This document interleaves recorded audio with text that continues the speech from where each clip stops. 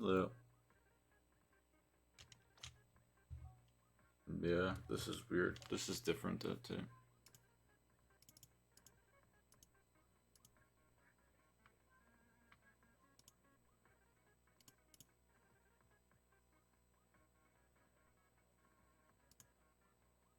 Today is just going to try to give people a better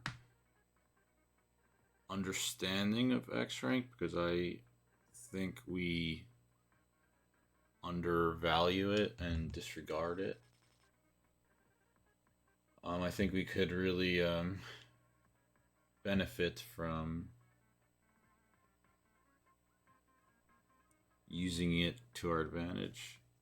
And I'll just try to go over some games and how that,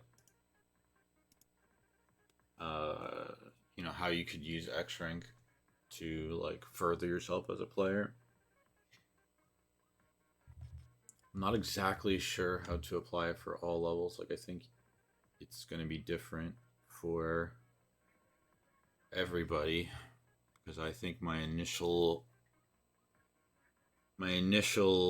viewpoint would be of a player who every time they enter the lobby they consider themselves at least the best player on their team, but I'll try to go into especially people that are in JP X rank, like how to handle if you have a player that you obviously recognize as like a really strong player, and maybe like some type of carry, or even a player you might have played with a bunch of times that you recognize as strong. So I have just a few games saved. These are from Keo. I have some from Gray that I have to input still. I have a couple from Ellis. I have two from Erza that I did offline. I don't know if he is okay with me doing it online though, even though I think they were good examples. But I'll have to double check with him. And then I have a game here. I have my own game. I think I wanted to compare Western X rank and just how horrible it is comparatively, and like kind of like as an example of like even if you think you did everything right, which I probably didn't in this game anyway, like some games are just completely unwinnable. I don't think this is even the best example. Like I think I could have won this game, but when you're playing a bunch, like I've been scrimming a lot this week, so I don't have a lot of games, but I might be able to find some. Um, this game is weird because I played top left and my whole team played bottom right the whole time, so I could have probably done something to change that. I don't think any of these matter. Like a lot of these games, like I play with this guy Milk, and I like recognize this guy. He just wins every 1v1. Like he's just better than 99% of the people in solo queue. So I could like show this game. I'm not going to, but I could like show this game, and it's literally just me painting behind this guy's feet. Because if he doesn't kill them, then I'm just gonna shoot the guy that's weak that just killed him anyway. So you could kind of like use little simple strategies like that. I don't remember this or this.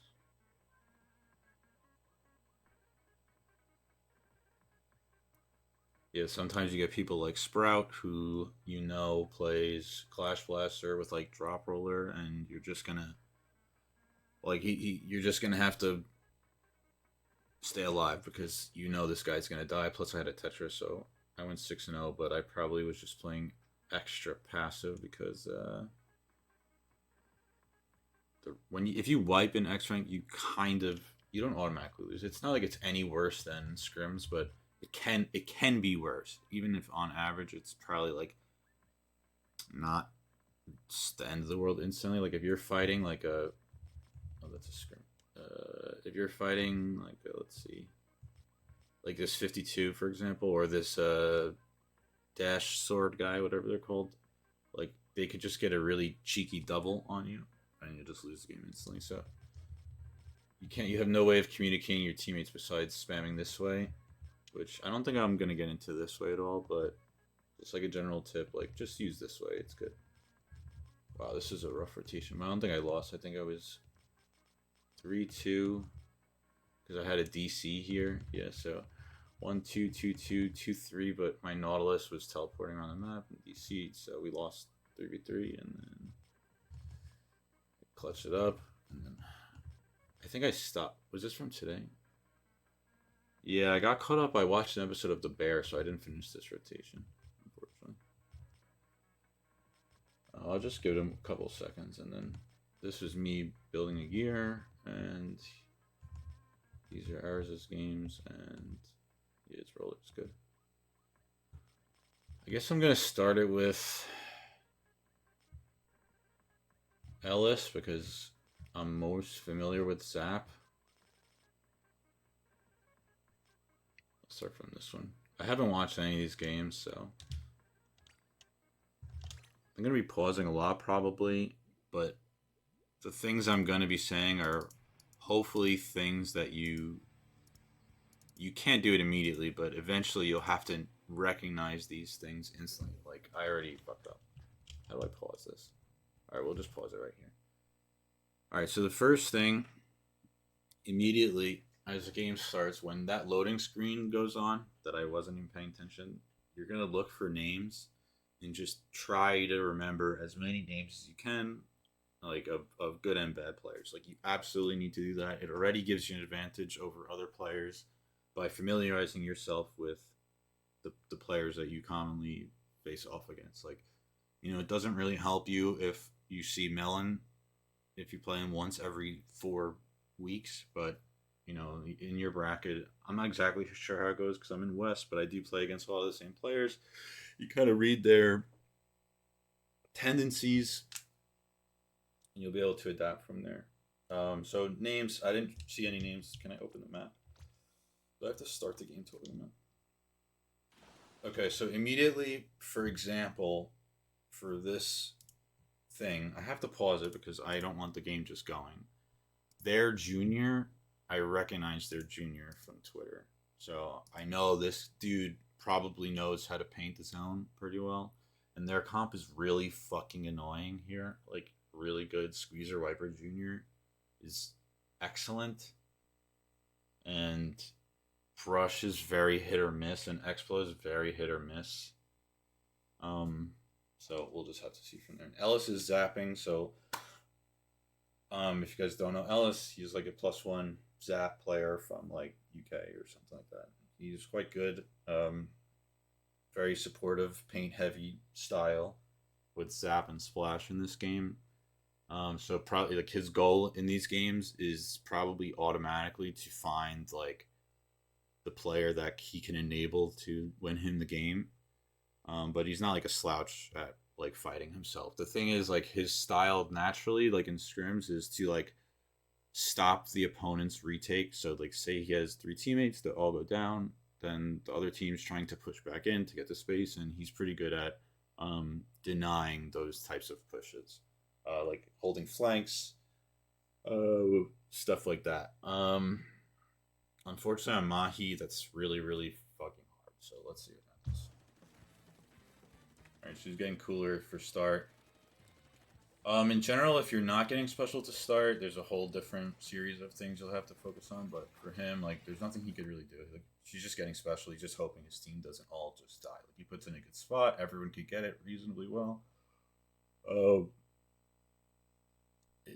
I think the comp is at a severe disadvantage here. I think Brush is really bad, and especially versus Wiper. And I think Junior is like extra good in this scenario. And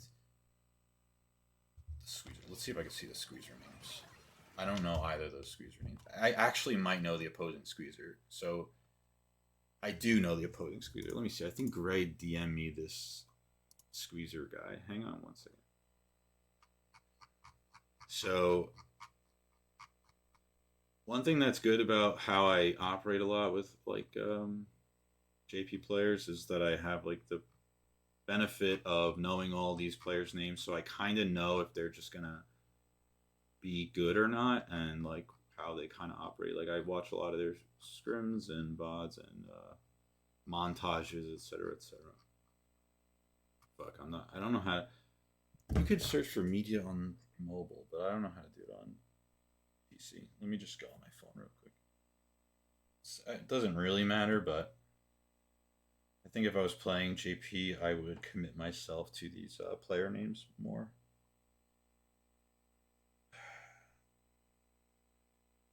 Was it a tweet? It might have been a tweet. All right. I'm not gonna kill myself looking for it.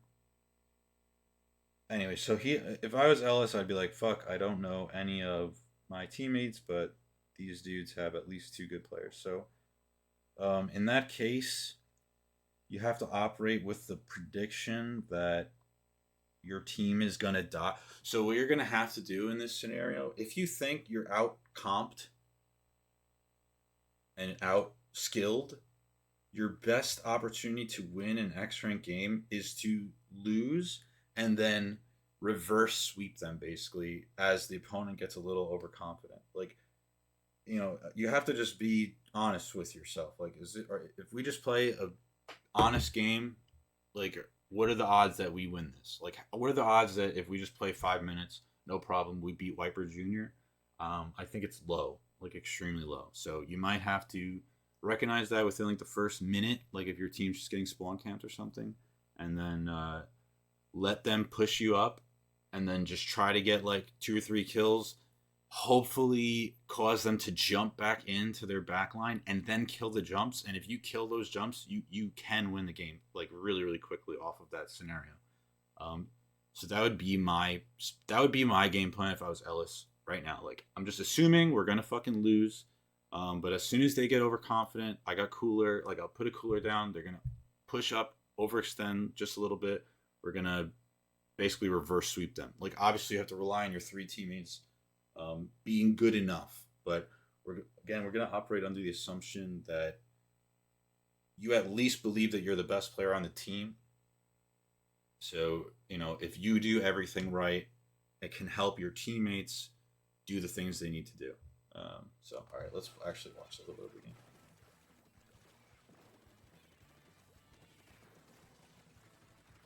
So Ellis is pretty defensive anyway, so it actually will probably line up with what I want. But yeah, this junior's quite good, so he kind of knows what he's doing. The Viper's good as well. They were 3 down, but I don't think it's like a jumping scenario. Like, the map didn't go down yet, so you can't really you can't really do much until the map goes down here. So a lot of this stuff isn't really that important. If I was Ellis right now, I would be getting my cooler already. Like, I would have it by painting like behind me or on like the little islands right or left. Because this cooler is kind of wasted. If I was Ellis, as soon as I jumped in, I would have turned. I can't open the map while it's paused. So I would have turned. I would have painted the little right island, and then I would have probably gone back and painted like the left plat area. Not your left plat, like the left island that raises up really high when the water goes down. So that way, like, I would have had a cooler immediately. Before no one was dying for like 10 seconds. So the longer that no one does anything, like, the other team is getting special, so they're going to kill your guys. Like, that's just how it's gonna go. They're gonna Zuka, they're gonna whale, and then all of a sudden, like, you guys are gonna be stuck because the map is still really tiny and you're just getting. So I would have just got that cooler down earlier. It's probably gonna be wasted. Like, maybe this guy like suicides on it. Like, yeah, he got it, but he just died anyway. That's a really good kill. Okay, there's nothing to say. Like, he should have died probably. That's just really really lucky. I would jump out here, probably. Wow. Nah, it ended up being really good. He was waiting for the respawn, but I guess the respawn jumped in. And it just worked out. The bow is just really bad, so the bow couldn't clean him up, even though the bow was damaging him. I also liked the play he did initially. Like, he wrapped. They were 2 down. Maybe I could rewind it a little bit. They were 2 down, and instead of just, like, painting, like, he did wrap to try and kill this bow. So it didn't work, but I still like it. Hopefully Yeah, so he faked, like, he should just die here, but okay, you don't. So yeah, so they're 2 down. You at least see the one squid over by that left balloon. Oh, they're both there. So this is a great play, actually. This is really really good. If this bow didn't start climbing up, he definitely would have just died. And I don't know where the junior bubbled. Oh, they also jumped to the left side.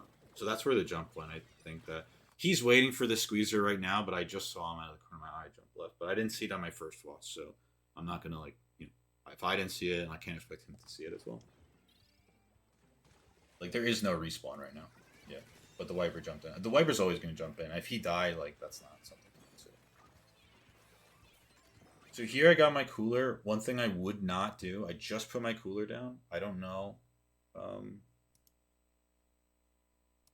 on 1 second. I just put my cooler down.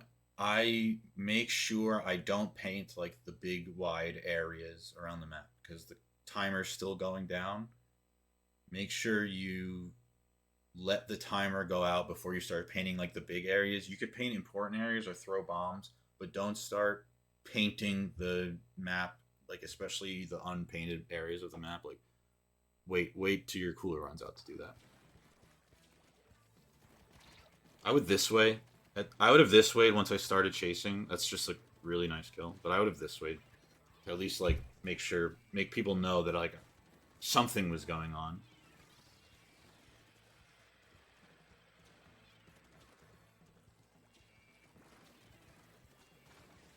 I would be a little bit more passive here, to be honest. I would have painted that back right area for cooler again. Like he's about halfway. He would have gone if he painted the back right area probably, and then he could have like protected his X-Blow instead of just running in and dying. Like you do have an end set. So one thing, like you do have 3 weapons that X-Blow can paint the zone, but the X-Blow is literally standing directly in front of him, so he's not painting in that instance. You should paint. Like you shouldn't force. Oh, you sent it to me. I knew someone fucking sent it to me. What was I just saying? Yeah, you look at your team. You have Squeezer, X-Blow, Brush. You can't rely. Your Brush can paint, but you can't rely on them to paint because you don't know who they are. If they even know what game they're playing, like what the win con is. Your X-Blow is literally shooting directly in front of you, so obviously he's not painting, and then the Squeezer is not painting, obviously. So this whole area to your right now, that's all blue, and the right island, the long one, I would have painted all of that. I really don't. I like the idea of having like playing really patient and having like my cooler ready. Like his cooler would have been ready for their retake probably. Same deal. Just paint that little side. It'll give your squeezer room to move. Like your squeezer had to retreat from the right side because there's no paint there. I would have just painted it. It would take 2 seconds. At least get some down. But these situations keep happening where he's putting down a cooler and like the game is already breaking down. I do like that he's going right. I think like the squeezer or the X-Blow can go left. I mean, X-Blow is actually better front, so. Actually, now that I'm thinking about it, I would probably follow my squeezer because I'm gonna need this dude to shoot people. And right now, their team is having an easier time moving than my team. And I think honestly, it's just like I'm not painting efficiently enough for him or anyone really. I'm kind of like stuck bottom right for 5 minutes so far, for 3 minutes, I guess. But all right, this is exactly actually where you win though. If there's jumps right here, okay, no jumps. That's good by the other team, honestly. Yeah, he's off cooler. I would just paint everything. I don't. In this specific situation, I don't really care if my team dies. Um, like I could throw a cooler onto my plat if my team all died, but my team actually killed them instead. So this is looking good. I don't think there's any value to hiding right now. You did get a nice trade there, so all good. But if I'm him, I'm playing for lead, which means throwing bomb at their left snipe and backing up. So they end up getting the win here. Like well played for the movements that he made, but I would have played a little bit differently. Especially like basically once I was in control, I'd be throwing bombs at the left snipe a lot. And then basically just painting the entire map, like the entire map. As soon as we have control, you kind of like you just have to trust like your bros are gonna win some 1v1s, and if they don't, at least you have enough map to allow them to come back without struggling for a whole retake. All right, I'm surprised they won there. I didn't really see the junior do nearly as much as I expected, even though I do know them. And their squeezer compared to his squeezer, like I didn't really see a big difference. Yeah, they had the exact same scores, same paint, all that stuff. Their junior had no kills.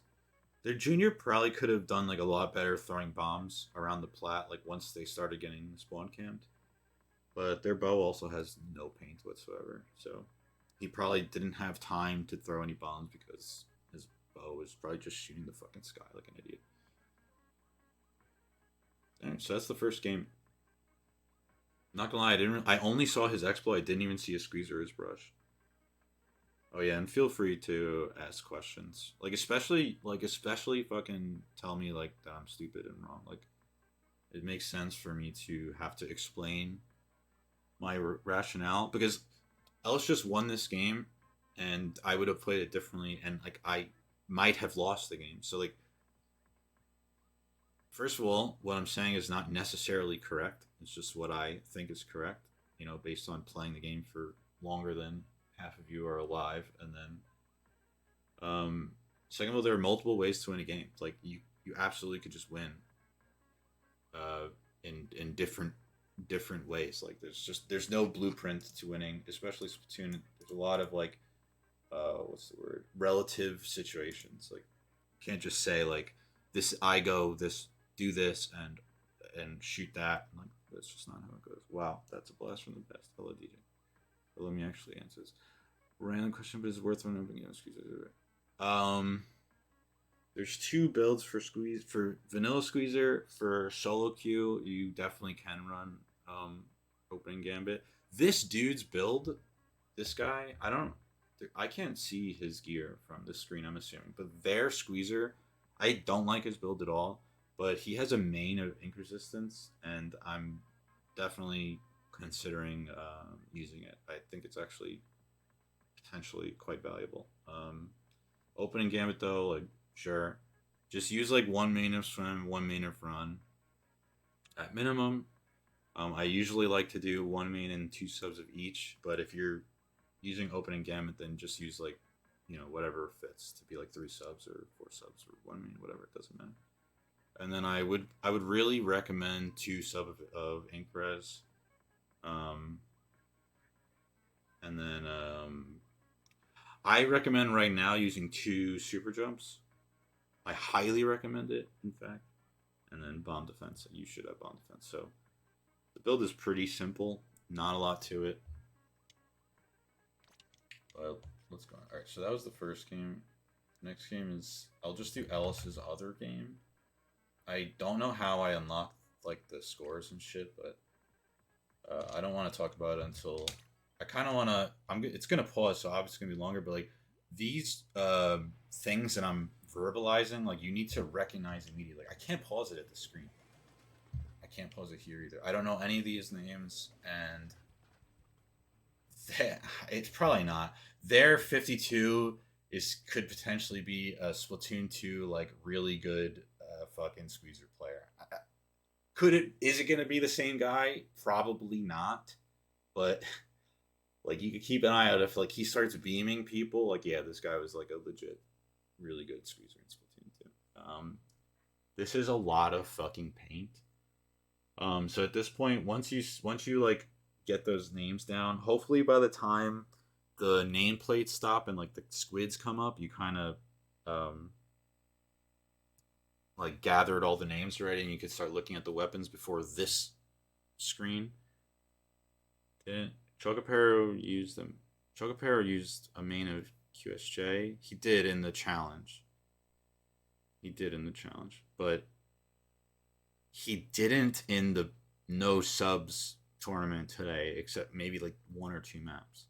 But with subs, like 2 subs QSJ is actually really good because I'm not going to go into actually the meta right now for like competitive. I want to try to keep this at least for like X rank first, because I think if we all get better at X rank, then we'll all have a better time playing X rank. Then we'll all have a better time playing X rank, and then we'll all have a better time playing X rank, and so on and so forth. Like eventually, hopefully, we all reach a higher skill floor, and then a higher skill floor next month or next season, and next season and next season, and like gradually people actually start enjoying playing the game.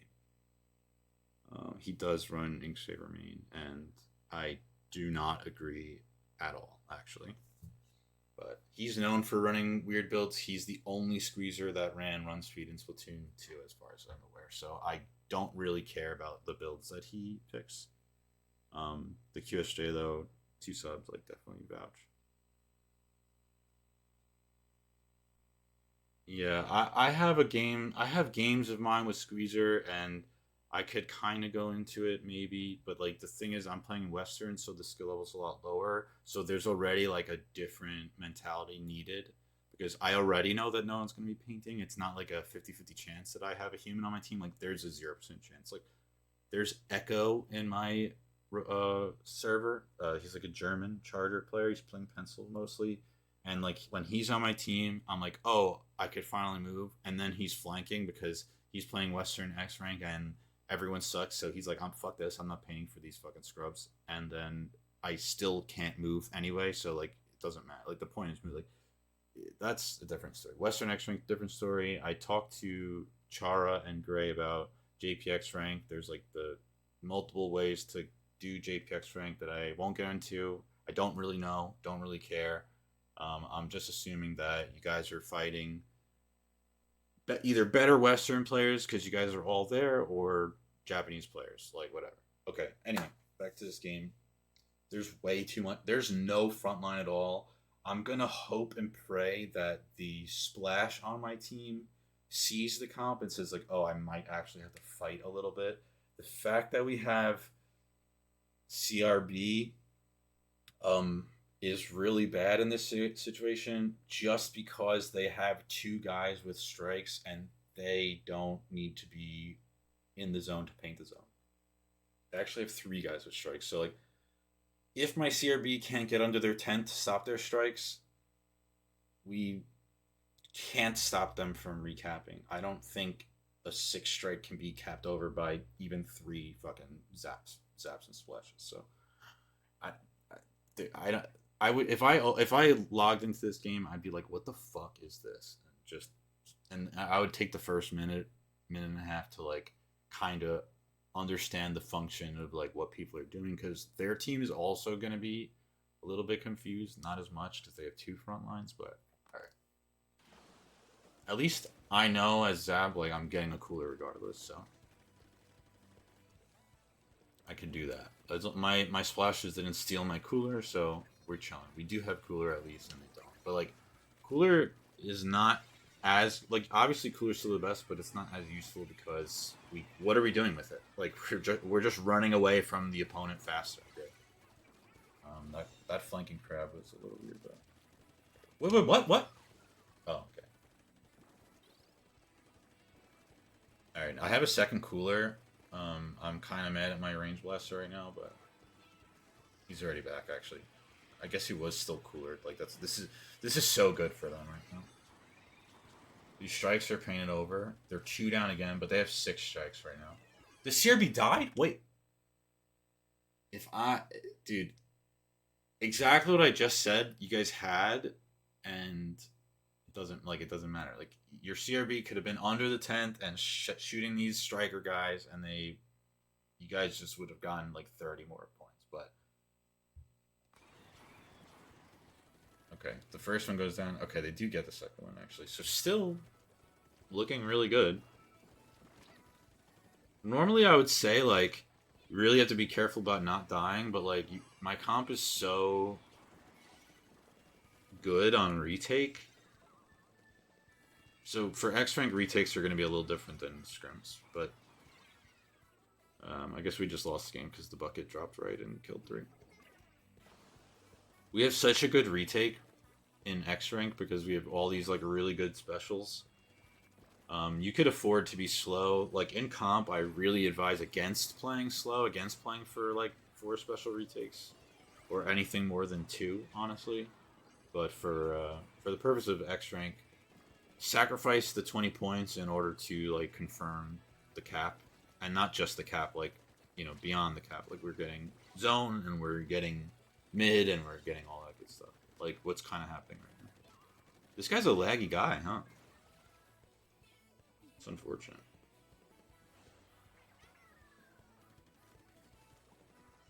I don't really have anything to say. I think the comps are so fucked up, but like usually the comps are really fucked up. I think someone dropped right.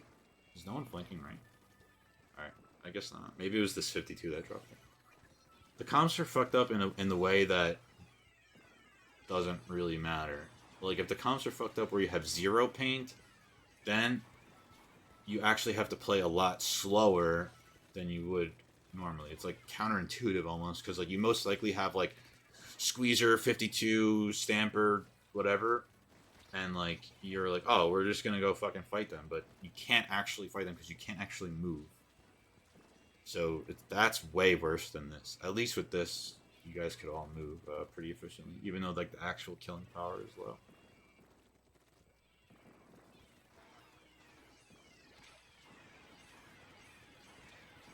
I mean, I'm loving what his teammates are doing. Like they're literally, I love what the teammates did. It just didn't work, but I love it. Like they let Ellis just cap, and they're all in front of zone. I really like that, honestly. Like I don't really have a problem with that because like it's not like the Splash Neo is striking and the Bucket and Squeezer and Pencil are shooting you. It's the Splash Neo is striking and the Splash Neo is striking. Like who gives a fuck? Like there's 2 Splash Neo striking. Like we'll be fine. So I actually like that, but like it is just low power. Like this CRB has to put in overtime in order to like keep these holds. If I was the CRB, I would actually be using one of my splashes as bait, so I could get all these cheap trades. I'm not even worried right now, honestly. I know they lose this game though, but yeah, I'm not worried. 52 is very overrated, so people just didn't go in his range. And look, yeah, we took it slow. I don't really like that Ellis took that fight. I would not have taken that fight because he's last alive, and like eventually we're gonna collapse on him because we must have all seen him. I would have at least dissuade and then just chilled. Nice kill by the CRB. Nice trade. Actually, this bucket might be QR. The other bucket's QR. Okay, well, now he's QR'd again, so. This is an almighty choke here. I like that Alice is not taking his cooler yet. Like, this is good. He's getting it now because he's getting whaled. Oh, no. They're going to lose from whale. Just another good play from Ellis, like, for real. What I said about being the best player in the lobby, like, you just have to assume you are, and sometimes you have to just push the 52. Those are good strikes, though. Oh, he's going to die to that one. Okay. I'm still not worried. How do they lose this game?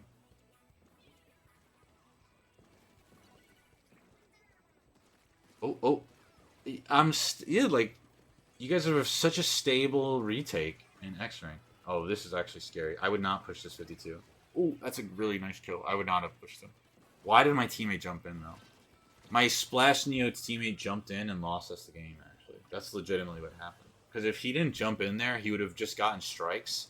But he jumped in, and now he doesn't have strikes, and now we lose the game. So if you want to look at this from the other point of view, if you want to look at this from... How do I get rid of this person forever?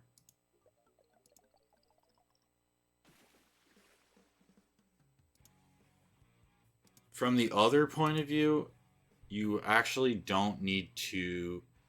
As long as you're not getting spawn camped, you could be losing the whole game and then just win one fight and win the game, because when you're constantly losing and like capping but like not getting any points, and then losing and then capping and not getting any points, your penalty is just getting lower and lower and lower, and then by the time you do that, like nearing overtime, you just win. Like they lost that game because the Splash Neo jumped in one time, didn't have strikes, and then that's it. Like that they lost the game because of that.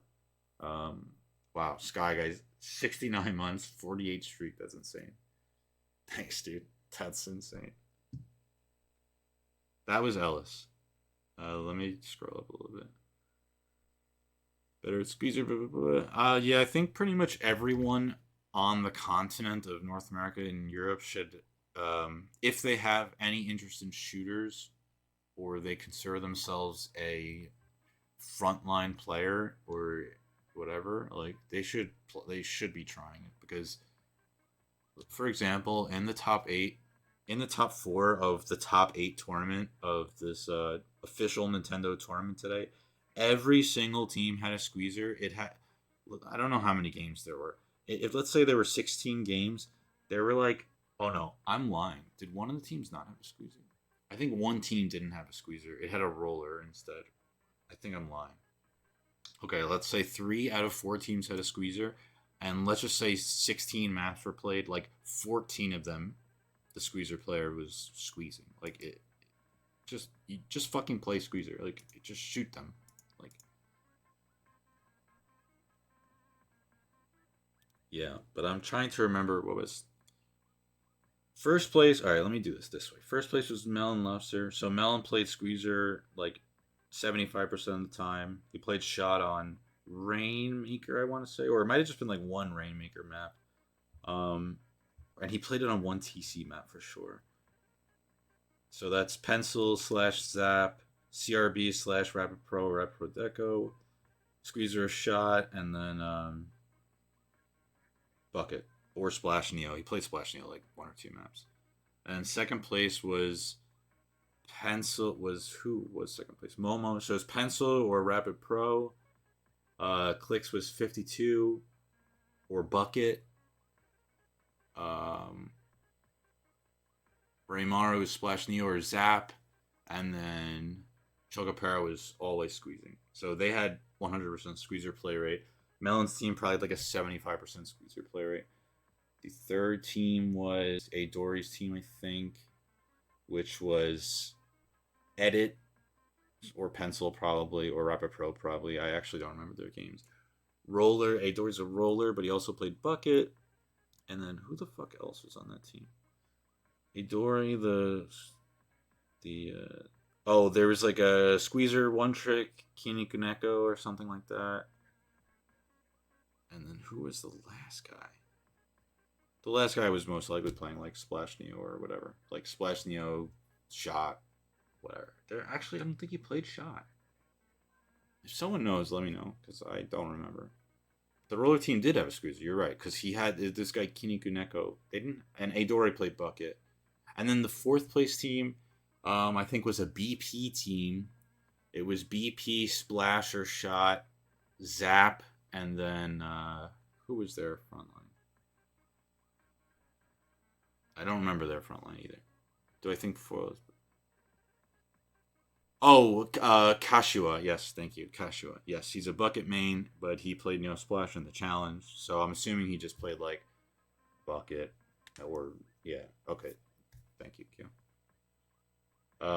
V Squeezer is better than Foil, and it's so funny because it's I love it so much because they have 220 Zuka. You get like 4 a game maybe if you're being a bitch, and it's better than Foil because of the splash wall. And again, this is about comp stuff.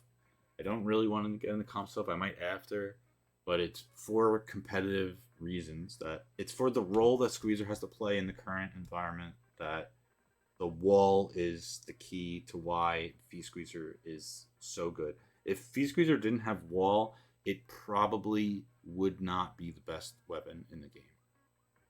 It would probably Bucket's already challenging. I think Bucket would clearly be the best, and I think I don't even know. Like I think 52 would go way up just because it has a wall. Like you literally wouldn't even play Splatoon. You'd literally just throw a wall and just hide. All right, I'm not talking about it. All right, let's watch one of the.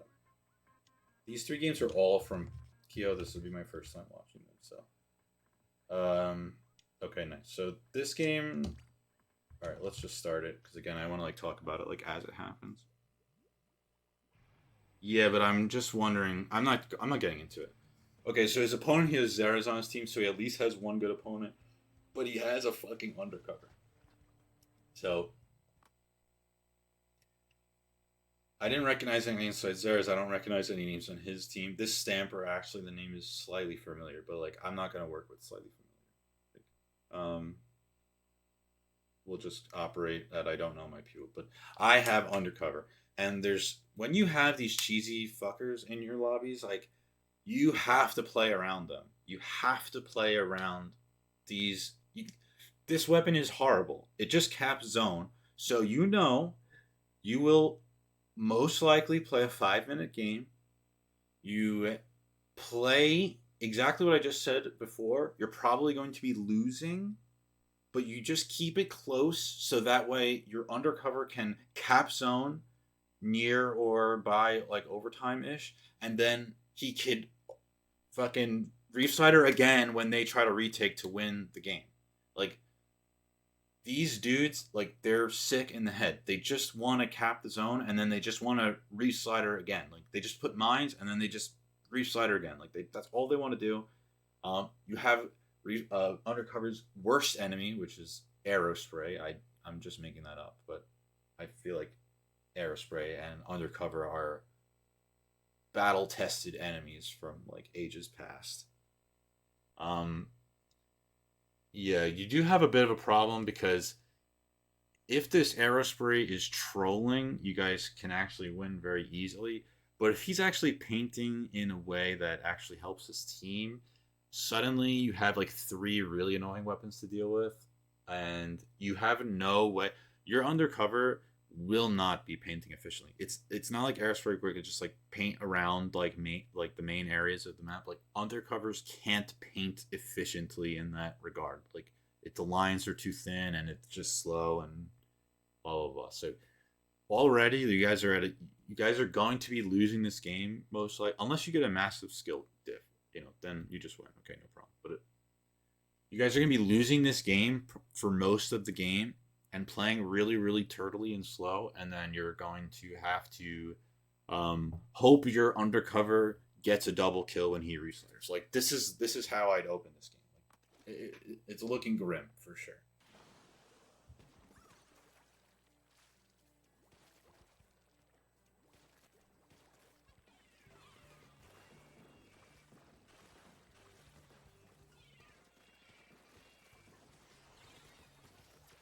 Oh, that's so annoying. He probably thought that he killed one, and then like could move, but he didn't kill one, so he couldn't move, and then he just dies.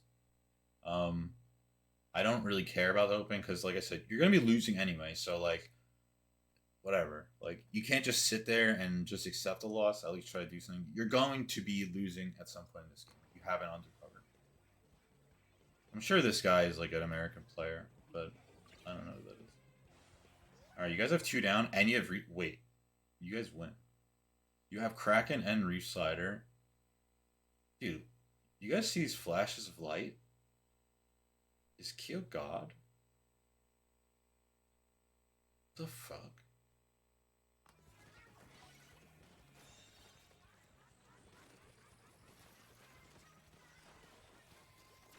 Yeah, just break this shit. This is a good booyah by the Aerospray because his teammates have the opportunity to move forward. So like the range just whiffed on everything, but the range blaster had opportunity to get a couple of kills there. There's definitely a guy top right, so I would have. Yeah, okay, he recognized it. Oh.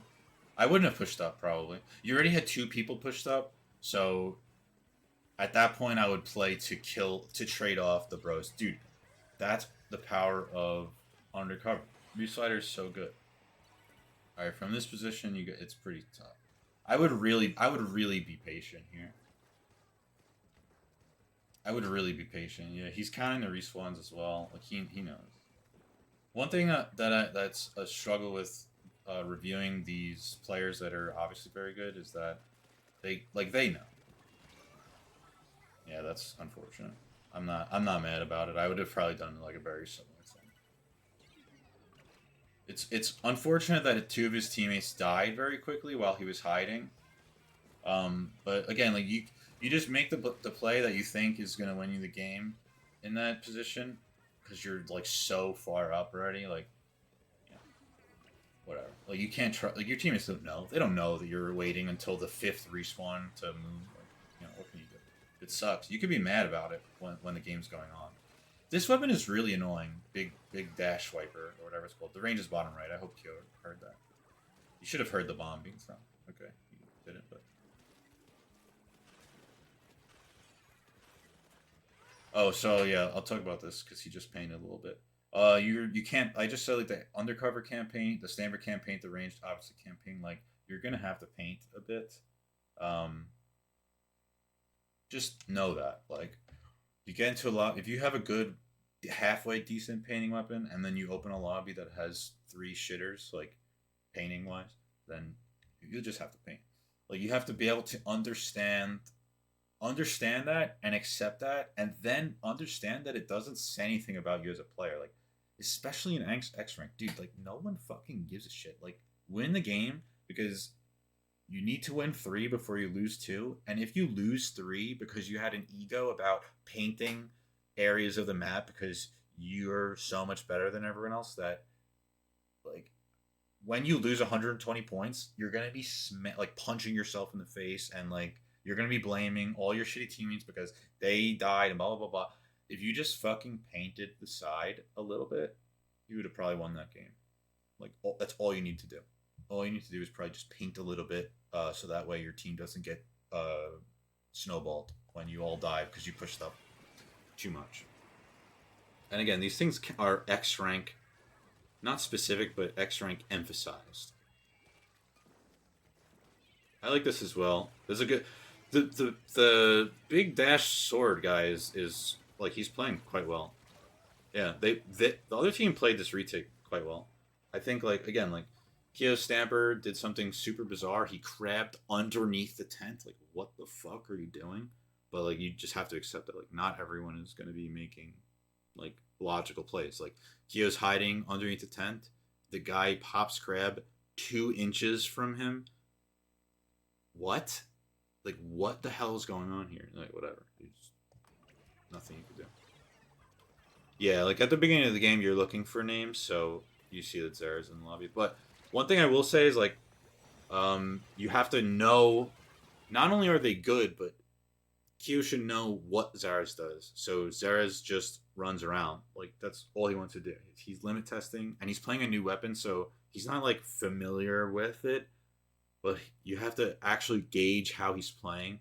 He's either going to be in the I'm learning, so I'm just WM1ing and just shooting people and just hoping that it works. Or what more people do is like they're playing a new weapon, so they're not really sure what they're doing, so they play a bit more passive. Kid's playing his main, so he doesn't have to worry about the things he's doing specifically as much. So the more comfortable you are with your weapon, like the more you could take in these outside pieces of information. And none of these things really matter that much.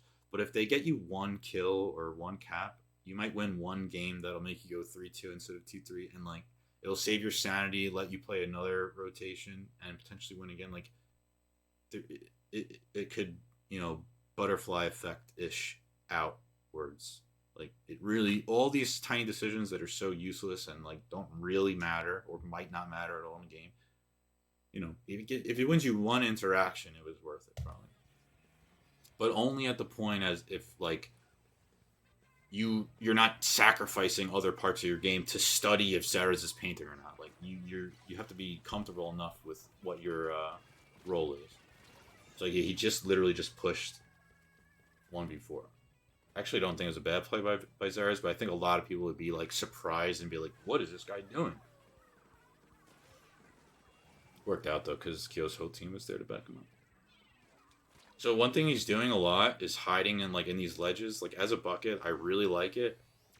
The other team is just doing a solid job of finding him. I don't know what just happened there because someone hit him, so they should have known that.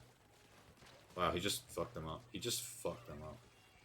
All right, worked out. He got hit, so he should have died, but whatever. So one thing about the ledges is that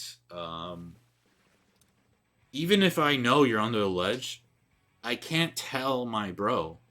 Can you throw a bomb there? Like, shoot the guy right next. Like I can't tell him. I could this way and hope that something happens. But from that game, like I would say primarily like it had nothing to. It actually had nothing to do with the undercover. So everything I said at the start that I would have played for like literally didn't matter. But Kyo really played under the ledges really well. That like stalled out a lot of times, even if he died. I think like playing very patiently and like hiding in puddles, like a lot of stuff that I hate in competitive. Like we're talking about X rank here. We're talking about like winning a series in X rank, like to further your X power, and like those all those abilities like will help you at some point because you'll have an understanding of like different situations. But yeah, that's for that. Again, like if you guys have questions or if you're disagreeing or notice something that I'm missing, like please feel free because I definitely went off on a lot of tangents that game specifically, but Kyo played really well, honestly. Let me click this. He bottom painted by a lot, which like I have a similar game from Erza, and I really um hated that, but like in somehow this game it really worked. So again, like same thing, like everything I just said like didn't matter at all, and he won the game. So you always have to take things with a grain of salt. The Stamper that I shit talk went 13-3, like he literally fucked them up so hard. And then the undercover, that's a lot of paint, but I promise you it's probably not like all relevant to the map. It's probably a lot on the sides, which is still it's still helpful, but it's not like directly relevant. He outpainted a gold airstray, which is just like that's a criminal war act. Like, that should never happen. All right, let's go. What's up, SBPC? Decapitator. Oh yeah, that's what the big stash sword is. Hello, Decker. Yeah, Kyo's good at the flicks. If you're not good at flicks, don't play bucket. Like legitimately, that's like the most broken thing about it. One of the most broken things. Don't put charge on Squeezer. Don't play for Zuka. Don't worry about Zuka. It's not like Zuka is. You could consider it like attack helicopter Call of Duty when I was 12. Like it's a kill streak award. You get it when you're retaking. So one thing about Squeezer is like when you're retaking, you don't like you'll just get it because the passive charge up. You don't have to use special charge up because you're not painting anyway. So just let the passive charge up just give it to you. Zuka, you know, try to get some cheeky kills, whatever. It doesn't really matter, and then go from there. Don't use charge up though. Thanks for the raid. Jagrelli is lost. That's probably my favorite mobile game of all time. I mean, probably is a lie. It is 100% my favorite mobile game. Thanks, Sky, because I feel like died on the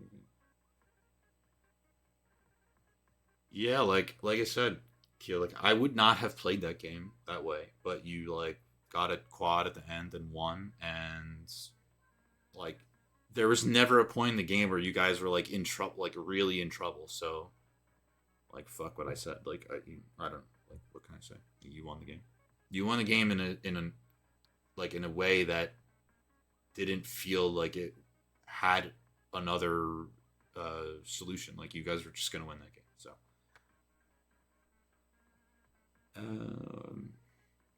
foil, don't run charge on foil either. Screen is actually quite good, but foil is it's actually still good, but again, like comp rolls, weapon rolls, blah blah blah, wall so good, exit blah blah blah. Just like these squeezers, just better. Why you're not a fan of sharking to solve space outside of X move? Um, okay. Why I'm not a fan of sharking to stall space outside of X when I feel most players have a very bad habit of not fully clearing space. It's because the top players do clear efficiently. Like they just do. So there are times to hide, and it's it's when where you're hiding matters more. Like in a say for example, you're playing whatever. I don't know. trying to think of like a reasonably sized map. Whatever. Say you're playing Mako Mart. It's not even that big, but it actually works. Um, Say you're playing your far bottom left by like that balloon area, and your whole team fucking dies. But they know that you're bottom left, or don't know it. Actually, there's two ways you go about it. But let's say, first example, they know you're bottom left. Like, you hide because as soon as you show yourself, you're probably gonna get fucking destroyed by three people coming back for you.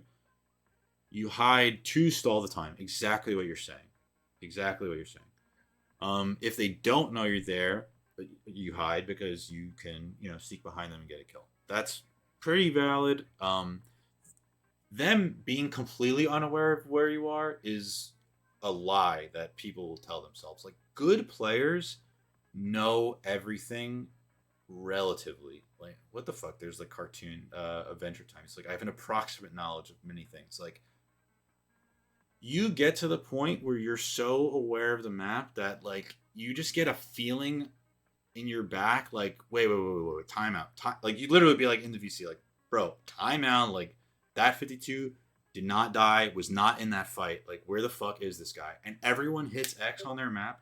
Everyone kind of replays the last 20 seconds, and then they throw 30 bombs at all the puddles, and then you just die. Like, that is such a it's an easy skill trap because every level below that you could get away with it, but as soon as you reach the point where people are like, like, I know you like to hide there, you little bitch, you just die every fucking time. Like, it's so useless. Like, but there are times for it. There are times you can get away with it. The times that you could really get away with it is when you respawn and either jump in and hope you get lucky that no one saw your shadow streaking across the sky, which can happen, or you like go out of spawn in a way that wasn't painted. Like, these are all risky plays. Depending on the weapon you're playing, it's great. Like, if you're playing roller or whatever the fuck, it's great. If you're playing like 99% of weapons, like, it's just not valid. Like, you try, you play against good players, and then what'll happen is you'll just be hiding and like feeling like the impending doom of like sharks. Like, you're like the bleeding person in the water, and like you just feel the sharks like closing on your position. It's really not a great play, and it doesn't often waste a lot of time.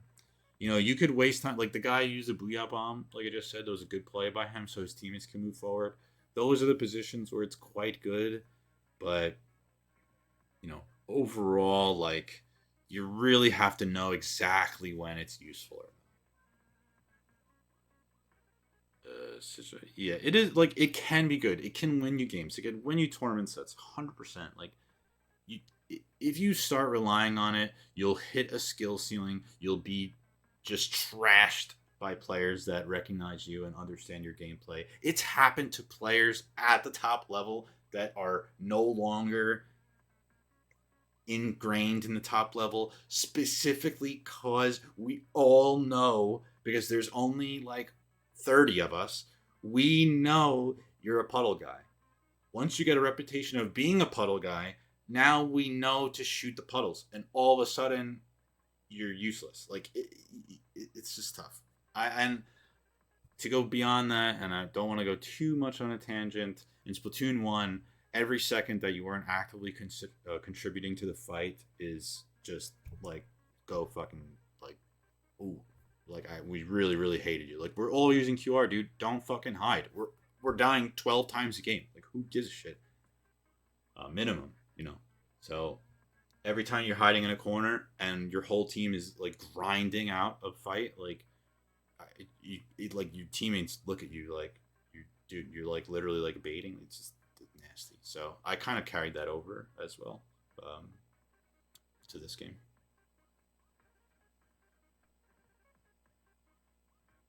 Yeah, striking the balance between the threat the threat of you and your position compared to the fact that your team is in a 3v4.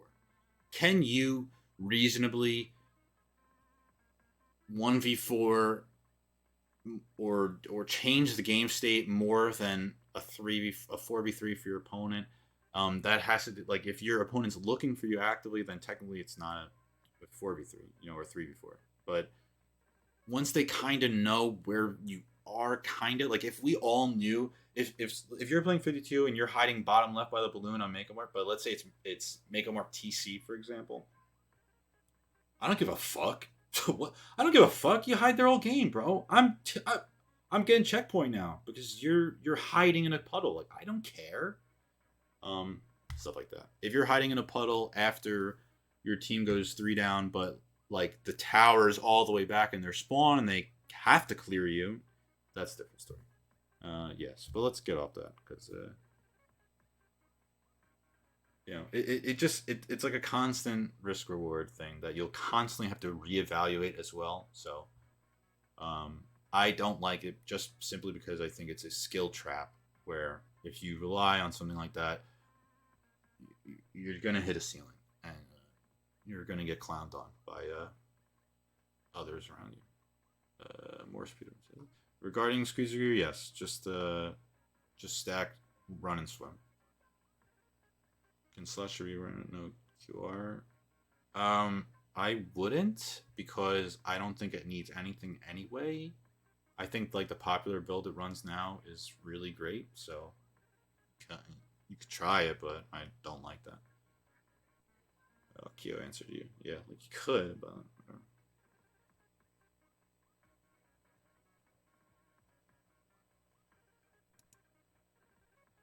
yeah, there was a tournament today. I mean, I gave that explaining that example just because it's relatable to other people. I haven't played Mako TC in about 4 months when I had like 26 kills with Range Blaster for fun. Like, fuck this stupid mode. Just like, it's so horrible, but yeah, exactly. All right, let's do the next game. What the fuck is this? Kyo only has like goofy comps. What on earth is this?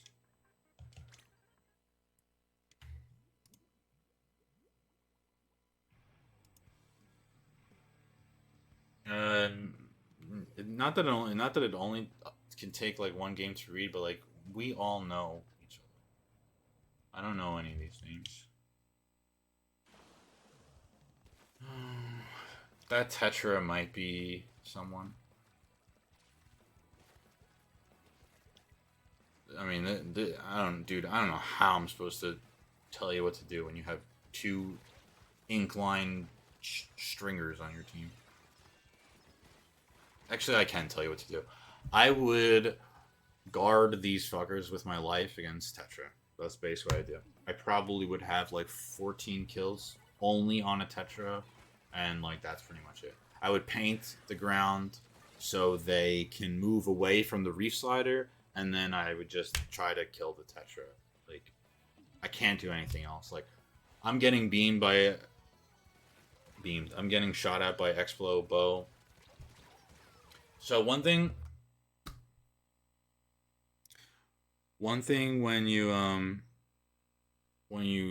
get a comp like this, disregarding that you literally have two bows. Like, you have two incline bows, but they have incline bow Explo. Like, Explo is better, but you know they're similar in their styles. So what you do in this situation is you can't wipe because if you wipe, you have two incline bows charging their bow inside of spawn, hoping that 3 hits direct some dude behind a ledge. Like, it's not a reasonable solution to what you're trying to accomplish here. Like, your best bet is to kind of what I said about Ellis's game. In my opinion, I would try to like accept my losing position and then reverse it once the Tetra overextends, and then I can luckily maybe clip a jump with strikes or kill the bucket and the Tetra, and then maybe the Exo, their Exo has splashdown, so like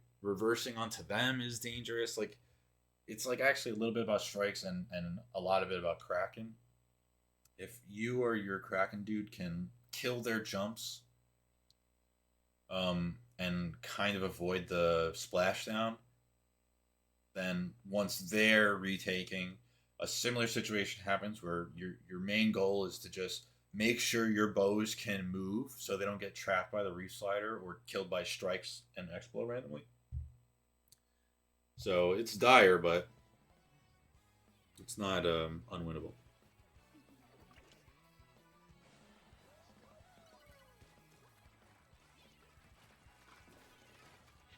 Oh, there's another thing I haven't gone into at all.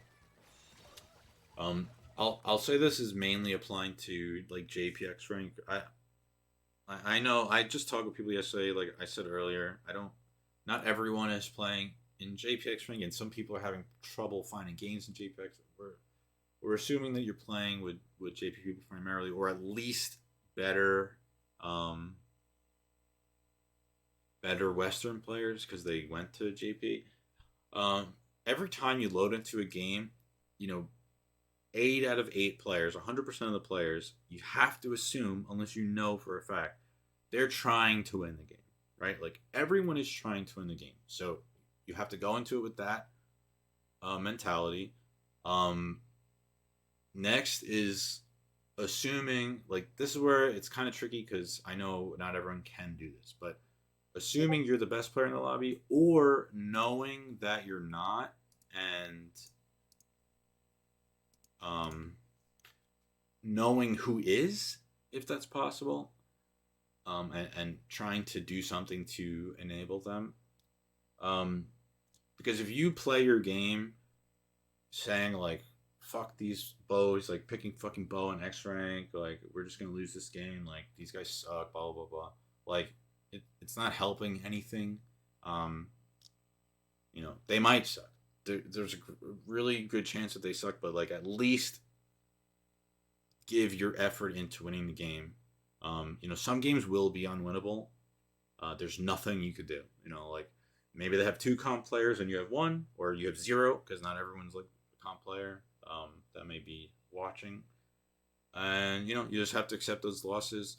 At the end of the day, if you're not the best player in the lobby, you're not always going to win your sets, or you shouldn't expect to. That's just how it works naturally, and it's discouraging for sure. But you'll be able to gauge yourself the more you're able to understand the win conditions of the matches, and then you'll actually become a better player. Let me just finish through this game, and then I'll get to that. So in this game in particular, I'm really like just focusing on this Tetra. If this Tetra gets one good reef slider, it's gonna be really, really dangerous. This bow just made a terrible play. Okay.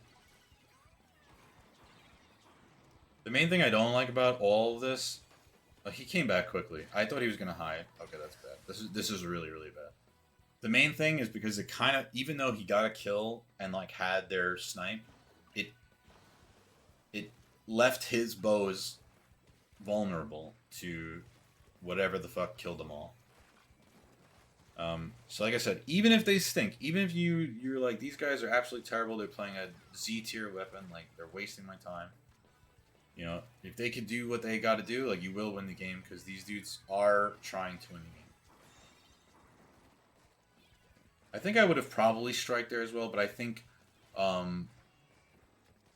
ideally you try to clip jump-ins, especially because they have Bucket Tetra. Wow, that was a really good kill. I didn't notice that at all.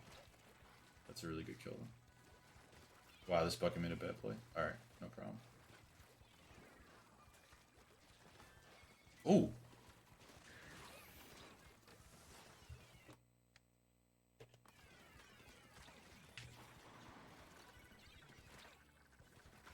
Oh my god. I didn't know you could do that.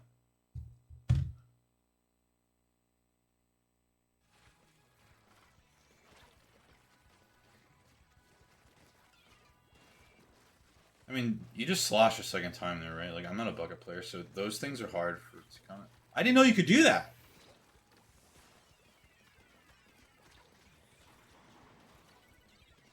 Wow, this is Battle of Midway right here. All right, the allies won. Is there a guy bottom right? If there's, I think he shouldn't. I think he should have recognized the guy bottom right. Okay, that's a great double kill. Okay, okay. They did kill the Tetra.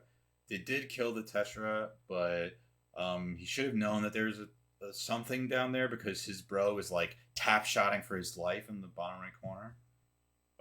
Well, it's like on his left on the screen, but it's the bottom right corner. No. But he did get a double kill in front, and they also killed the Tetra, so it's all good.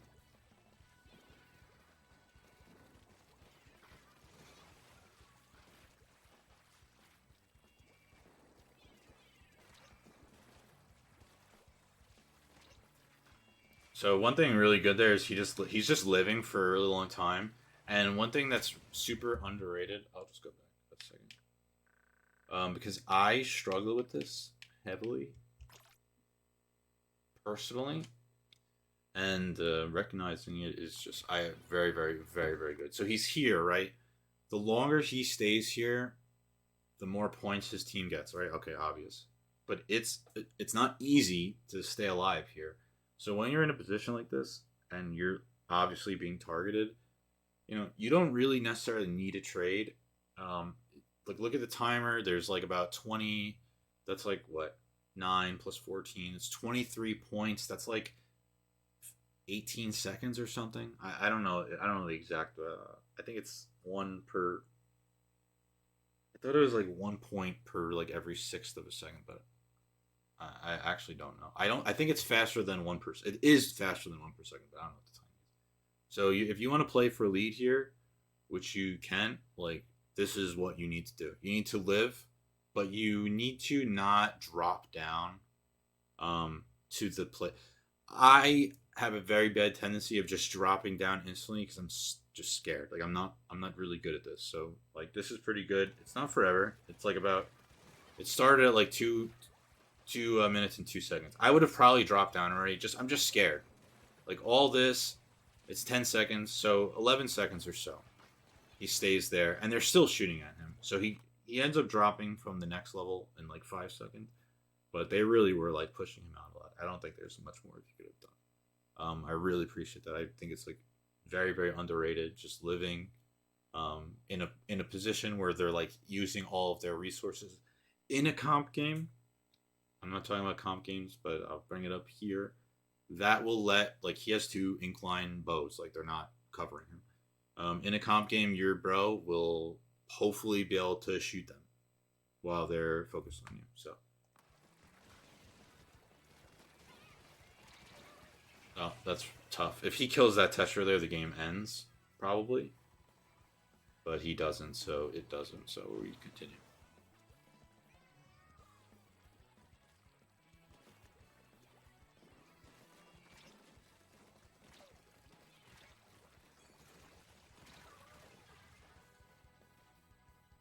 I think he's lucky there because the Tetra obviously was up there already, and then he just face checked it. It worked out like enough for him, but it's probably better to play. It's tough because at this point, like you're kind of stressed, kind of trying to maybe not lose lead. Um, it's just tough. Your comp is really bad for it. Like technically, you have to play it slow because you have no other choice.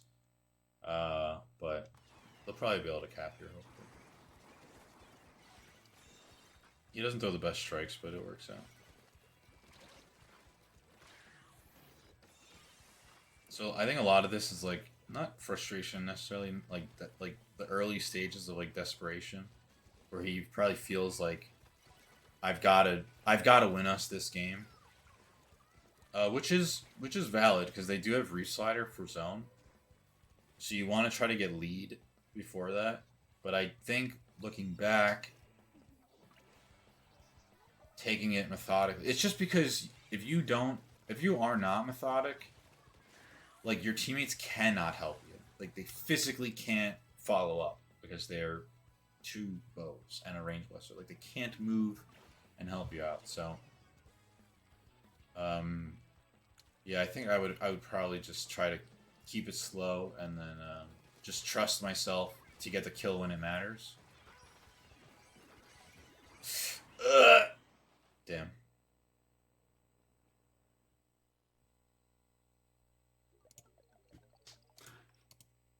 Yeah, I think that's what Arizona has a game similar to this, but with all front lines. Um, I'm, I have to ask him if I could do it, but I think when you are understanding that you're the better player, um, you want to make sure the game is under your control. So in this instance, going for the low risk plays, like first of all, I actually don't think it works out because I don't think your teams can capitalize it. But leaving it up to your two bows while you're dead for 8 seconds is so much worse than babysitting them and like working together. Uh,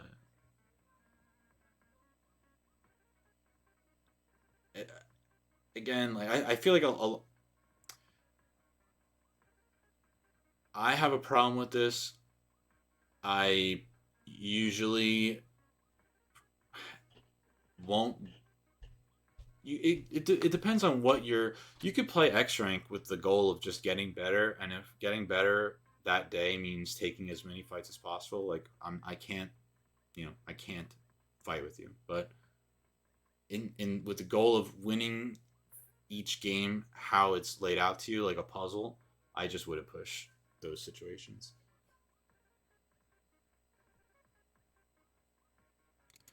There's value in dying for sure. I don't want to like. There's value in pushing and dying. There is guaranteed value, like 100%. Um, but it's just knowing when. It's just knowing when.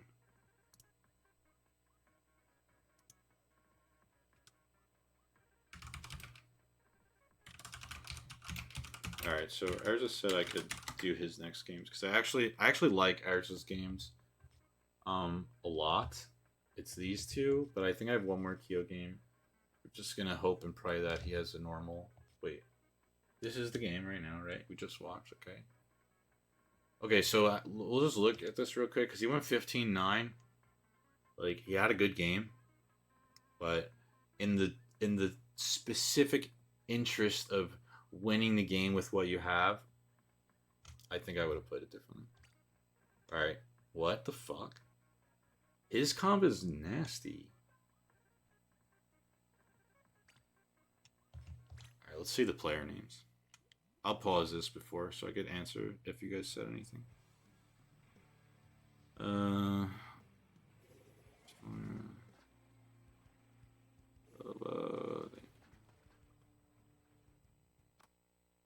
how can you determine who is the best before you even into a minute into a game? So that I can't go back to what I just saw. Okay, I could see. I'm pretty sure that's clicks on his team, the squeezer. You have to get in the habit of reading names and like recognizing names, and then it's step by step. So you well, it could happen the other way too. You could get your ass beat by someone and then learn their name and then kind of keep it in the back of your head for more games. But like once you get to that point where you kind of know players and their like general skill level, not just comp players either, like all sorts of players. There's tons of like great players in the context of Silicate. Oh fuck, Star Luigi subbed Prime 2 months. Thanks so much, man. Appreciate it. Um, what was I just saying? Oh, to this comment here. So obviously you can't do that every game. Obviously you don't know everyone's name. Nobody knows everyone's name. I only think that's clicks, but it like I don't know for sure. You recognize the squid, you recognize the splash tag. Every single piece of information that's on the game at any point in time, you could technically use to your advantage. So like just do it. So that first screen that comes up when a game starts, it's got four names on each sides with the splash tags and everything. Do your best to memorize those, especially when some dude is kicking your ass or some dude does some like cheesy bullshit in any way, shape, or form. Like Reef Cider Cheese, some aerospray bullshit. Like we're hoping that people who are playing in JPX rank are not getting less of that. Western X rank is a totally different beast that I don't know if I want to get into today. Um, It's not good. That's for sure. Um, what's my criteria? Is experience. You have to play some to know some. Okay, and then the best game. The games where I have the best KD are the ones that are easiest to lose. That's probably because your team sucks, and then if you wipe, you lose. So yeah, unfortunately, that's just X rank. Sometimes it sucks. Sometimes, you have to get in the habit of knowing your limits within the game and when it's okay to die and not to die. It's a lot of experience, a lot of just living and learning, like all that kind of stuff. Why that triple strike miss? No idea. Sorry.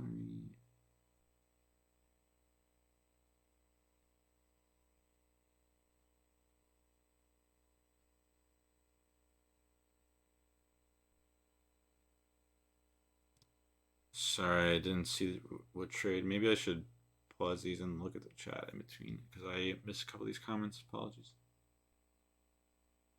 Don't see any actual teamwork. There is no real teamwork in that sense, but it's it's not teamwork in that sense. It's I'm I am good enough to know that you're not good enough to know.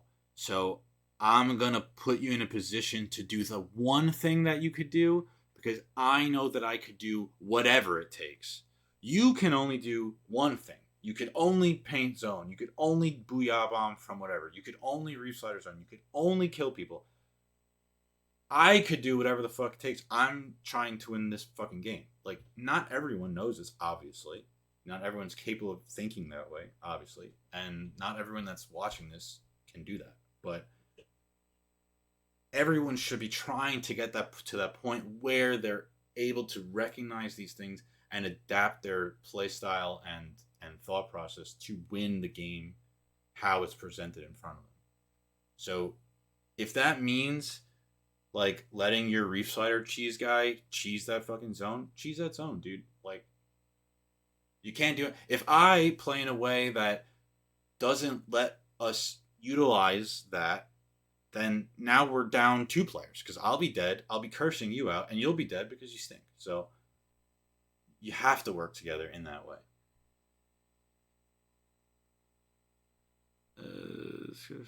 This game is a flowchart to at least. It's not, but it's a ton of relative situations, and each situation you do branch out to other situations, and so on and so forth. Yeah, that's true. I can't read Japanese either, but I know. Yeah, it's really specific to me. Like I watched since like 2016, so I can recognize some of these names. But it's also just experience. Like yeah, like eventually maybe play against this stamper a few times, and you're like, oh, I've seen this guy. He's got that little dash and then a B. You know, I know that guy.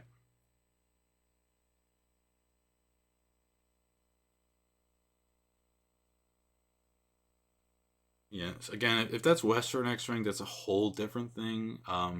What probably needs to happen is like Chara or Dude needs to make an informational video, and we have to destigmatize shooting the ground because it seems like there's a shift in mentality where once you're like in X rank, someone else should do that for me, or it's not even that important anyway. I'm not actually even sure, like, but it's so like looked down on almost. It's a skill that is lost. Like lost is an understatement. I could I could confidently tell you three players in the entire Western scene that have a fundamental understanding of paint efficiency. There's probably more. I don't know everyone, so chill. Like, don't tell. No one in chat. You don't have to tell me that you know. Like, I don't care. But among the people that I know and I recognize at the level of my gameplay, I can comfortably say that there's three people. There are a half dozen more that can do it sometimes. but they for whatever reason can't stay in it. Yeah, Gray is the one. Gray is the most extreme example of uh, paint efficiency, and then it goes to um, there's a scale where you have the full paint efficiency at the um, you know, what's the word? He's sacrificing any ability to fight anything. Like I don't think Gray really gets more than like 4, 5, 6 kills. It's not that he's incapable. It's just like he min maxes to the extreme, and I won't include myself because I don't think anyone really knows. But Bursty is, in my opinion, like what we're looking for, and it's not a knock on Gray at all. I think like Gray is the best player in the Western Hemisphere. He's the best. There's not even a debate in my imagination. He is the best player because not only can he do it in the game, but he also knows everything. So it's like, what the fuck is up with you, dude? Jesus Christ. Anyway, Bursty is like the ideal version of what you want for a support. He shifts between knowing every position necessary, whether it's living, retreating, pushing, blah blah blah, painting, blah blah blah, really really well. I kind of put myself in that vein. Um, he's way more methodical than I am, so that's why I can't like put myself anywhere. Anyway, there's a lot that goes into that. That's a whole other separate thing, way on its own.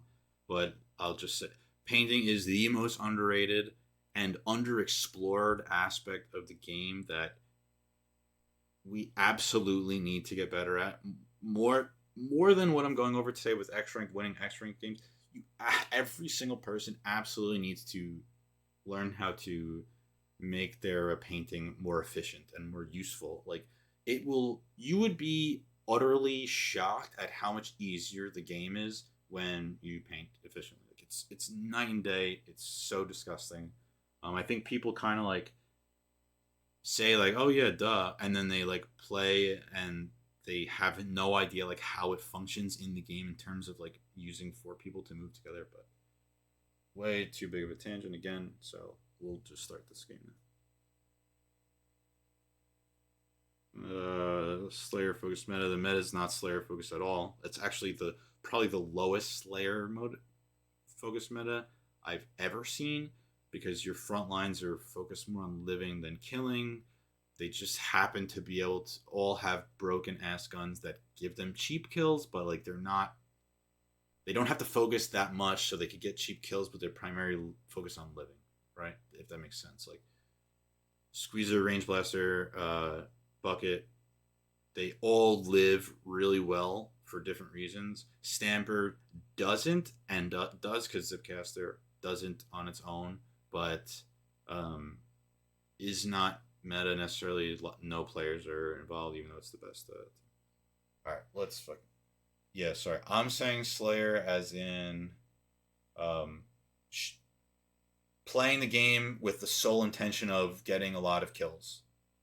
Um, that's kind of how I'm interpreting it. So like Carbons 52s are Slayers. They like can't do anything else.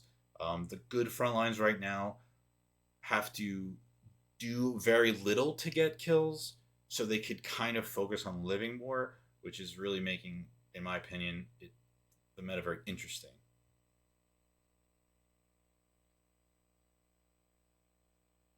All right, let's just start. Comps are incredible. Every weapon here is great. Explo is very good. Like, don't fool yourself. Explo is a really good weapon. Splashdown is excellent at the specific role that I have been kind of saying a bit, where like you're trying to create a snowball effect by killing the jump-ins. You probably can't kill the jump-in because he's gonna splash down your ass. You have strikes, so you can, but you know if you have to face rush him. So one thing KO this game, like, oh, let me check the player names again. I can't pause this. So he does have clicks on his team. The opponent Zap is Maku Udon, who's a quite good player. He's playing Zap, so I wouldn't necessarily worry about him too much in that sense. The Stamper we just saw, that's who went 13-3 in his game just before that. His splash has 9,000 sub saver. So what's gonna happen is the splash might potentially paint a lot less because they're just gonna be only throwing bombs instead of shooting the gun. Anyway, let's rewind because I missed all that. Again, you have Stamper Squeezer. They only could shoot people. So you might not have to shoot anyone because you already got two guys that should be able to shoot people. One thing about Clicks, he's not a Squeezer player, so even though it's Clicks, you're like, oh my god, Clicks is a top player. He's playing Squeezer. You truly cannot predict what he's going to do on this weapon. It's not an easy weapon. All right, let's start over. How do I do that? Okay. Yeah, that's all good. I think a lot of people don't look at the names. You know, X is a grind. Your head is not in it for 2 hours straight. You know, you can't be expected to do that. These are things that are really only going to help in such very small situations. You know, if people don't stare at the names of every single game before every single lobby, I'm not going to crucify you. But I do think that it could help you win a game. So this game is already messy as hell.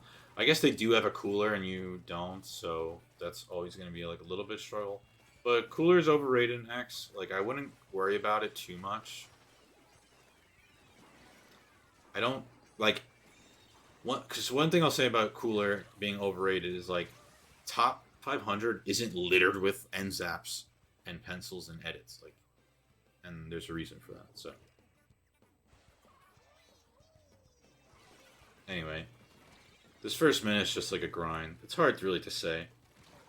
There's no glaring mistakes. It's just, you know, these plays are just happening and they, you know, you guys are just losing gradually. I guess at some point I would have stopped jumping in. I guess I could say that.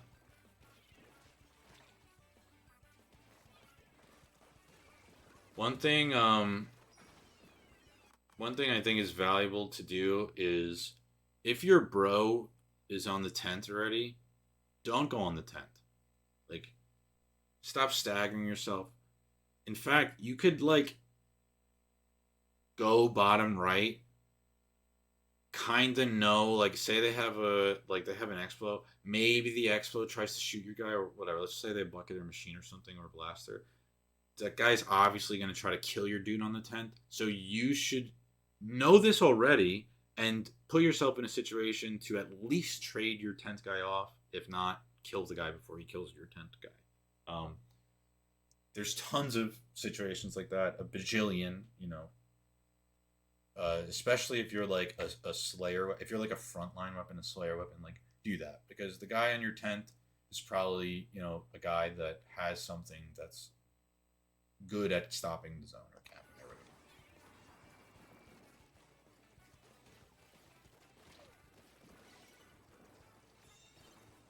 So one thing he can't do right now is he caps on, but he can't push through because the guy's just gonna splash on him. Like, it's quite good actually. I guess one thing I'm noticing in this game now that I didn't really notice before and didn't comment on at all is once I missed this like easy kill on the Explo, I would have jumped out. So I don't think I have any chance of killing. And also at this point, like, it's already I would have, but I would really try to slow the pace down. Like, I would not have jumped in here. I would not have jumped in there. All this chaos is just letting like the winning team get points because, like we've said in the chat, like, there's no such thing as teamwork really. Like, so it's just giving lower percentage chances to recover. Ooh, nice. All right, all these guys are 70'd, but that's the, you know, nature of the beast. Like, who's there? Who's shooting at them? Nobody.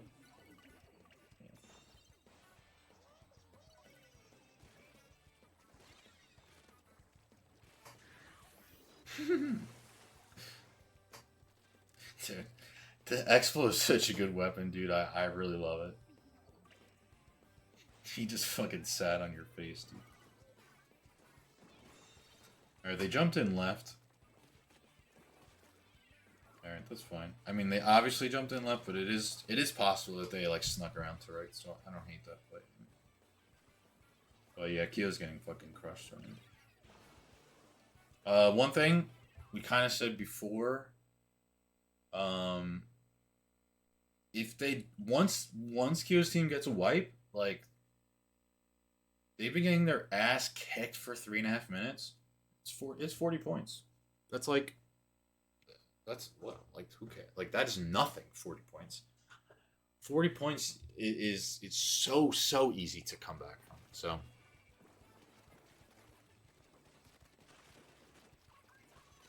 I mean, the fact that his Splash Neo is far bottom left is not doing anyone any favors, but it's just how the game kind of devolved. Like, this Splash Neo might have been dedicated to painting, but his team has been dead for 3 minutes and 45 seconds, and maybe he's just like, I guess I'll do it. Wow, huge kill. It's a good strike to clear under the 10. Does it hit under the 10? It didn't paint under there. I don't know. So, again, that being said, it's about 70 points, their thing. That's about 2 good holds. So, not impossible by any means. This is really over-aggressive by the X-Flow.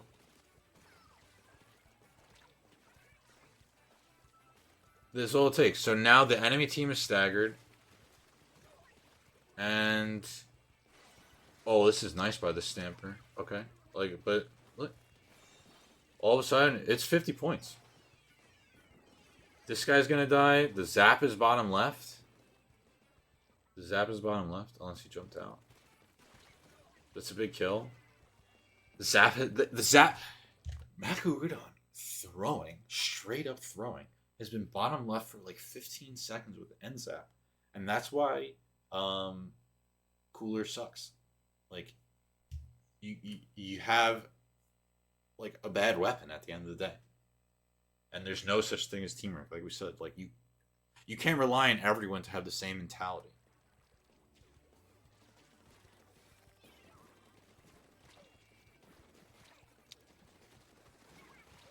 Living here is more important because they're coolered.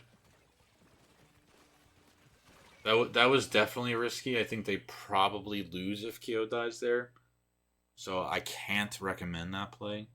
But like literally one hold, and then the other team could not function. That's all it takes sometimes. So you literally got your ass handed to you for 3 minutes and 45 seconds, and then just casually, like the X-Blow overextended one time, bottom right, splashdown, didn't get the kill, and then GG, the N-Zap dropped bottom left and hung out there for like 20 seconds.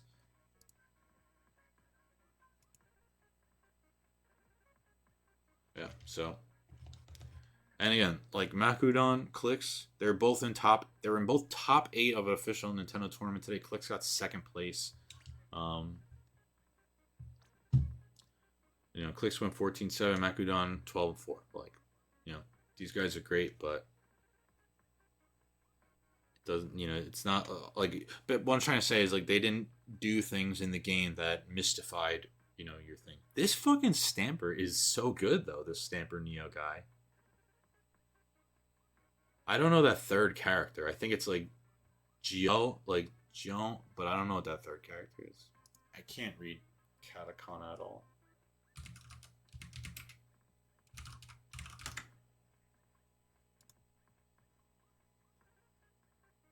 Let me see if I can find it.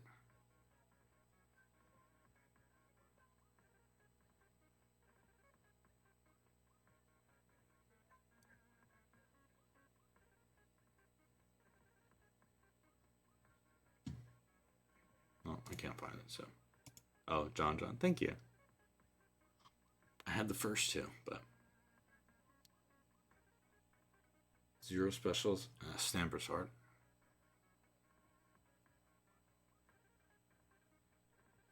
But, like, their team is getting destroyed. Like, literally destroyed, so.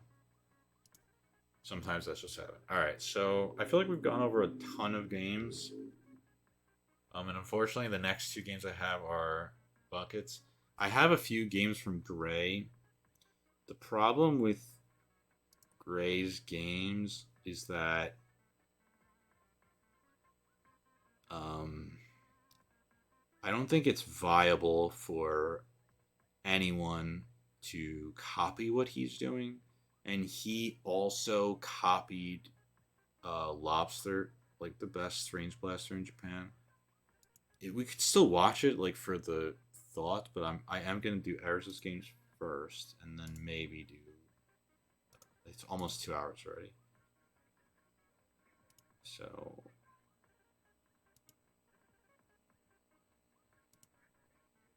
hang on one second. I am like definitely like, oops, I hit something wrong. I'm definitely like putting Gray on a pedestal. I'm not trying to see. I'm not trying to say that. I'm just saying like he's like the guy that knows more than me for what he's doing. Let's take a step back. Like Kyo knows more than me about what he's doing with the bucket. So like the same thing with Gray. So that's what I'm saying. Whatever, I'll do it. My Gray's process for X rank is more intense than mine.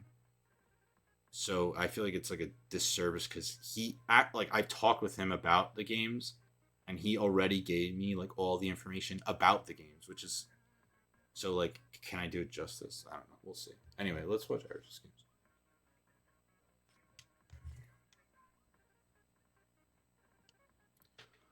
Let's do this one first because this is a game where I've watched these two already. This is a game where there was one with Kyo in the same thing where I disagree with the plays, but he won anyway. Like I don't agree with all Ariz's plays here, but he won anyway. So let's just start it. And like that's totally valid. Like again, like this game isn't step one, step two. Like win the game. So I don't know. I know this Stamper's name, but I don't know them well enough to confidently say like, oh, they're gonna kick my ass or something. So I always open left. So as soon as he opened right here, I got very nervous. But he gets like a nice kill, and then his teammates do a really good job of cleaning up. So we know the edit is right. So he pushes the edit immediately, which is great. I'm not sure. So two things. First, there's a cooler about 1 inch from him on his left that he never gets. Let's rewind this a second. If he gets the cooler immediately, can he walk at that edit and potentially get a full wipe? Let's see. So the cooler's down now. So you could have. It would have been like the edit would have been backed up already. So like no, but like the effort should have been made. Scoot on his dynamo or whatever to kill the jump in. Basically, I was able to watch this off stream, so I was able to focus a bit more. Like I was just taking written notes, and there's a sequence here where basically, he looks at that edit, throws a bomb, looks right a little bit, and then goes back top mid to like survey the map. But like they full wiped, so they should all be on the right or behind the snipe. But like you'll see, like he goes top mid, and you could see a guy on cooler right in front of him, 52, I guess. And all right, throw bomb at the wall. But the point of all this is that it took him a long time to get to a position where he's standing right now to be threatening to the opponents. I'm totally fine with him not walking at the edit because you're gonna die probably. Like an edit will fucking kick your ass. But if he had cooler, it would have not been as risky. So he could have done that. So he gets I don't know who the hell kills that guy, but he gets a nice assist here. But now his teammate's dead.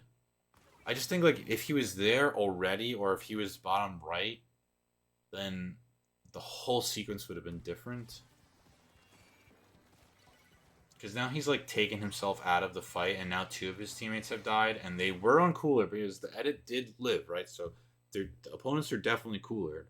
So something about Scorch is like it's a death pit. Like once the tide starts getting flipped in another's favor, it becomes really really risky to try and do anything. You have to hope like the other team has an edit, so they always have a dude that could be on the grading, like ready to retreat. This team doesn't have that because I don't think the splash is playing with that understanding. Um, so that's tough. Uh, which sucks because I think Scorch is a map specifically there you do that. So when I play Squeezer personally, I do that when it's necessary, when I read the room, but you can't do that with Bucket. So you're at the mercy of your team. Especially the splash, especially the splash. He needs to know that he needs to backline, which means just painting for your crab, by the way. Like, because obviously you can't backline as a splash, but you need to give an avenue for your team not to get full. So I can't say hypotheticals, but I think if Erza was bottom right immediately instead of going all the way left, the flow of the game might have been different because there was all the enemies basically coming from right because that cooler was probably right, just a 52 enemy. He plays this whole retake really well because same idea, like you can't just drop into the pit with no fucking tools. Like this is a map where you have to do like a full retake for the most part. So he saves his team. Like two of his teammates go down, but he doesn't panic.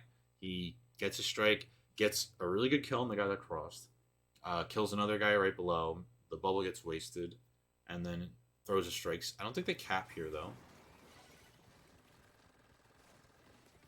But he's doing everything he needs to do right now. His splash teammate dies again. Like at this point, if I was Erza, I'd be Scar. If I was Scar, I'd be like, my splash is not fucking helping us right now. So I'm gonna need to chill out because this guy is legitimately face rushing and not handling what needs to be handled. But first, you have to win this fight. You have to, cap this zone. He's literally grinding for his life right now, trying to get out of it, and like he just makes a lot of really good individual plays to get the cap. So okay, same idea of Scorch Gorge specifically. You really don't want a 4-man cross, um, for all the same reasons that I just said. Like, if you all wipe, you have to full retake this pit again for zone. It is so fucking difficult to do that, and especially in X rank. Like, you never want to give up control of mid on this map for any reason. So, for Erza, if that means yelling at your shot player, like, dude, you're last up, like, back up. But for yourself, you have to recognize, like, all right, I have strikes. No, I'm the best. I'm carrying these fucking guys right now. Let me just chill. So even if they all die, like I'll be here. Like I'll be giving good jumps. I could strike their retake. Like I can control the situations happening. So they've got a crab, the dynamo. They just use crab. The dynamo's under right. Now they have the cooler is used. I don't know when they'll get another cooler. And then the shot player. I don't think he has supposed to special. So Erz gets a good kill. He drops. Now at this point, going top mid, his two teammates. It all works out. So everything I said didn't matter. But I just want to like make it known, like I still don't think it was correct. Like he literally got a kill, got out, no problem, then traded himself off. But I still would not have done that myself. And again, like you could, it's obviously valid enough because it literally worked. So, it's always tough to consider these types of situations where like maybe the results and the method don't really match up for everybody, and that's okay.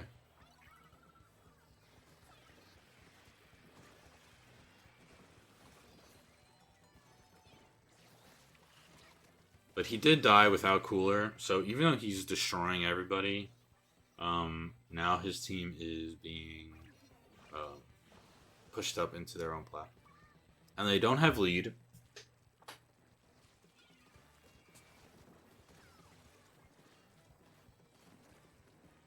It just feels to me like this is a game where Erza is just Scar is just that much better. He's just better than everyone else. I don't think he's lost though fight yet. That roller jumped left. That roller jumped left. I don't. I don't know if Scar didn't know that the roller jumped to his teammate left. You could tell by the trajectory of the jump. He basically just went straight up, and his teammate was right next to him. You know, his teammate got the trade. Would he have gotten the trade anyway? You know, who knows? I I can't. I would have instinctively gone for the jump to help because I don't like leaving chance up to my teammates in that sense. Um, but okay, so you didn't see it. All good. Like again, like whatever. Like if you don't see it, no problem. So he does see this dude trying to sneak up, and it makes him drop. Not a big deal. You don't want to get snuck up on and like two tap by 52. But his splash teammate doesn't get the memo and just gets two tap by 52. So what can you do? Then? The last thing, like a lot of times, air just top mid. I just don't know if I would do that. I think the position I would take, it's tough because I'm thinking from a squeezer point of view where I could go top mid, but I don't because I know a lot of people do, and I don't like the idea of having more than one person in like a tight position like that. Again, like it works again. Like he drops right, he gets a kill, gets another trade, and then that guy gets traded off, and now it's just this edit stuck bottom left, and the game's gonna end. So like again, like it would have had to been steps before him going top mid that it mattered. Um, is it so bad? No, not really. I just would have probably done it differently. However, like that kind of doesn't match up with what I've been saying about like controlling the pace because then like you kind of corner yourself on one side of the map. But in my experience with Scorch, you could kind of actually do what we were talking about before, where if what your last like what I was talking about before with hiding and like the enemy knowing you're hiding, like on Scorch, you could be hiding. They could kind of know where you are, but they can't like they could this way it, but they can't really calm it out. And the longer it takes them to clear you from mid is more time that your team has to not get spawn trapped.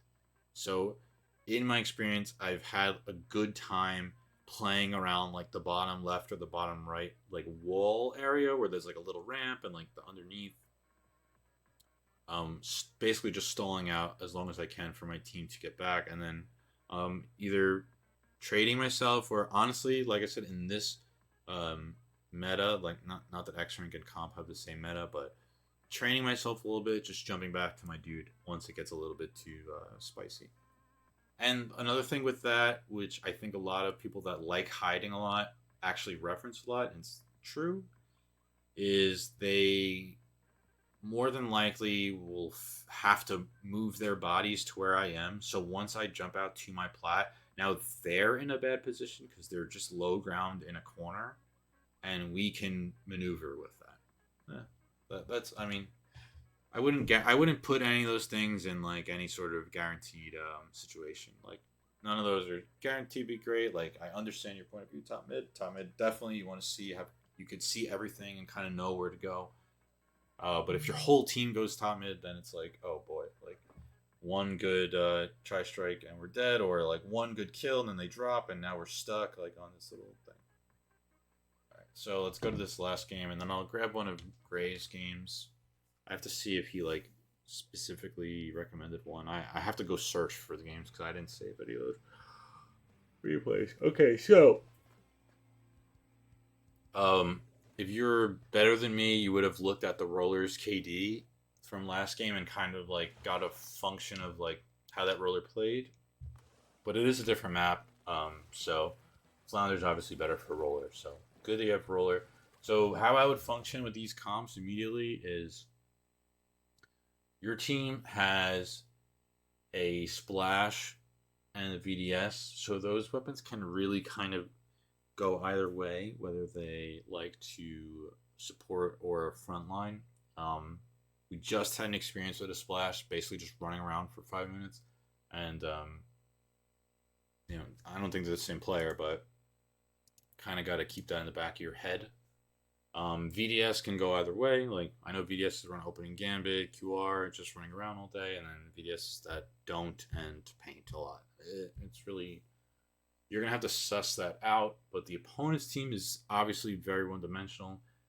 If this shot doesn't paint, then they have no movement, and they have two jumper guys that make jumps really annoying, but also will make their holds really annoying because if you're in a position where it's just like staggered jumping, you're never gonna win because like you're gonna miss one jump, they're going to have a QR and just come back, and you're gonna have to climb the wall, and they're gonna jump back, and it's just never gonna end. They're gonna reslider you as you go into your zone.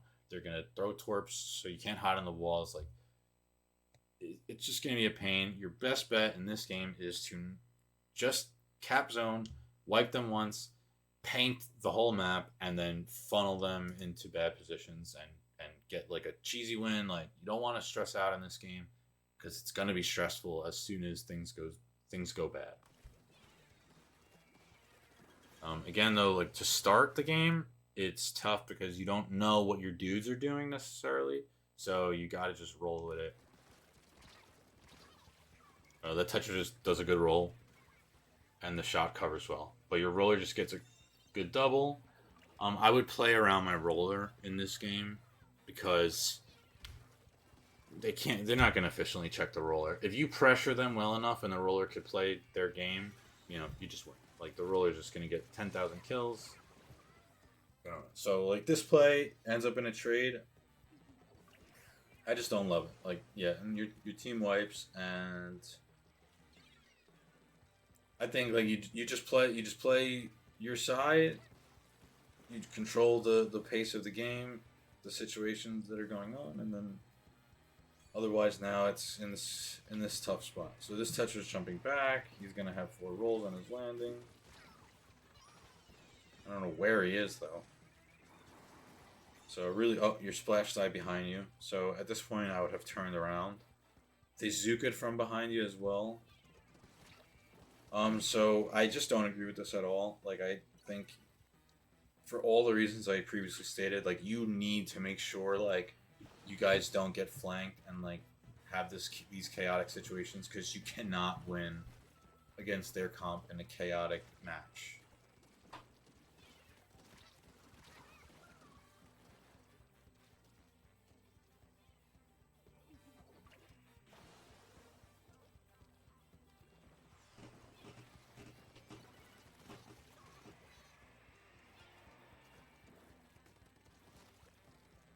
That jump really messed me up too, actually.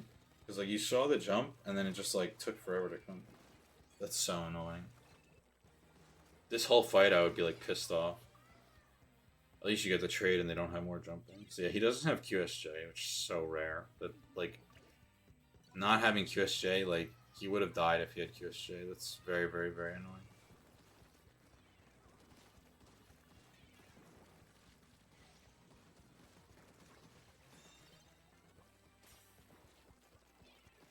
Alright, so from here, that guy's about to die. Okay, he doesn't die. Yeah, I just wouldn't push this.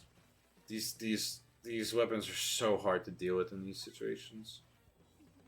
I would just try to play a game where we just contain it. they don't really have enough to like follow up on the like machine is so bad now and shot like whatever. Who cares? Like this guy's not gonna be able to kill everyone with Zuka.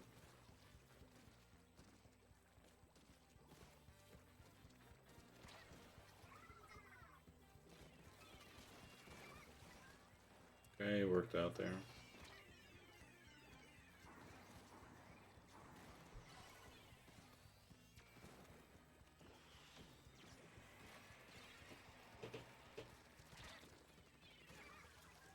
Yeah, this is what I'm talking about. Torpedo on the wall, machine on the wall, Tetra. This is impossible. This is just impossible to win. This roller is carrying so hard. Alright, this is your last chance, basically, because that machine died, so he has to swim back. Okay, I don't know what he's doing. Yeah, this is just tough. So there is another guy flanking as well, so, like, yeah. Yeah, I think this game is all about positioning and paying the map. You basically just tried to beat them at their own game, and not a good matchup. QR, rolling, torpedo, reef slider, like it's tough. Dapple Dooley is very, very good in next rank. Like one of like probably top 10, top 15 weapons in next rank. So you can't like disrespect it. Yeah, your team gets flanked and dies. There's 20 seconds left. You're alone. This play has happened like 3 times now, where you trade or die on this ramp, but your whole team dies behind you. So yeah, unfortunately, this is just a poorly played match.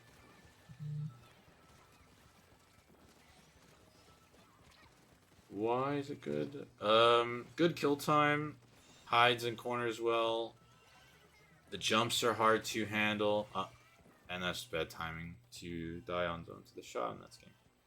Reef slider's good, torpedo's good. Just has like a lot of annoying skills.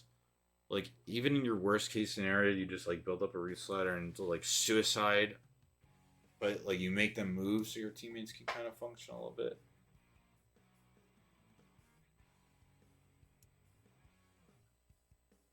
That's a tough game. That's a tough game for sure. I'll try to find. Ugh. Oh no.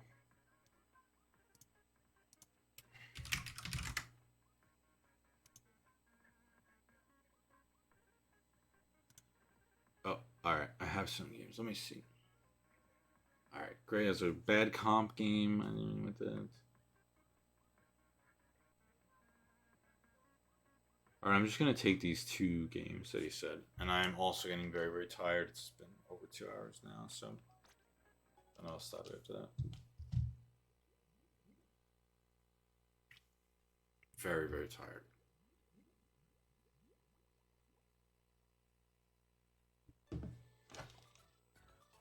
Why am I getting news right now?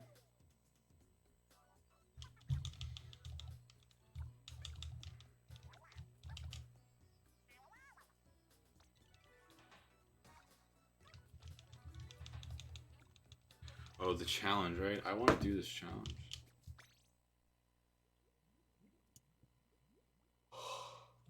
Alright, let's put these codes in.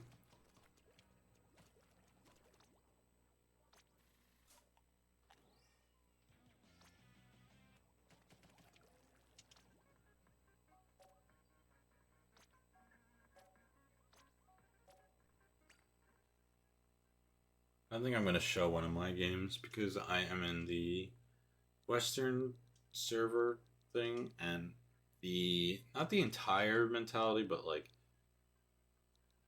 it becomes much more not everyone even knows what game they're playing. So it's less of like help using your teammates to win. It's like winning in spite of them. And It's like a different skill set. It's a lot more selfish. Like it's like I don't know. I don't think anyone could really have value from my point of view for those games. But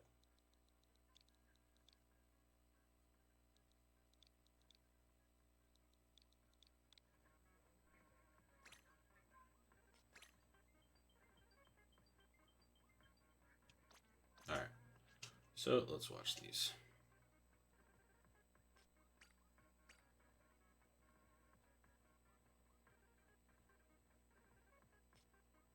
Was the year never hear the antithesis of what cities with this game? I'm not sure what that means exactly, but thanks.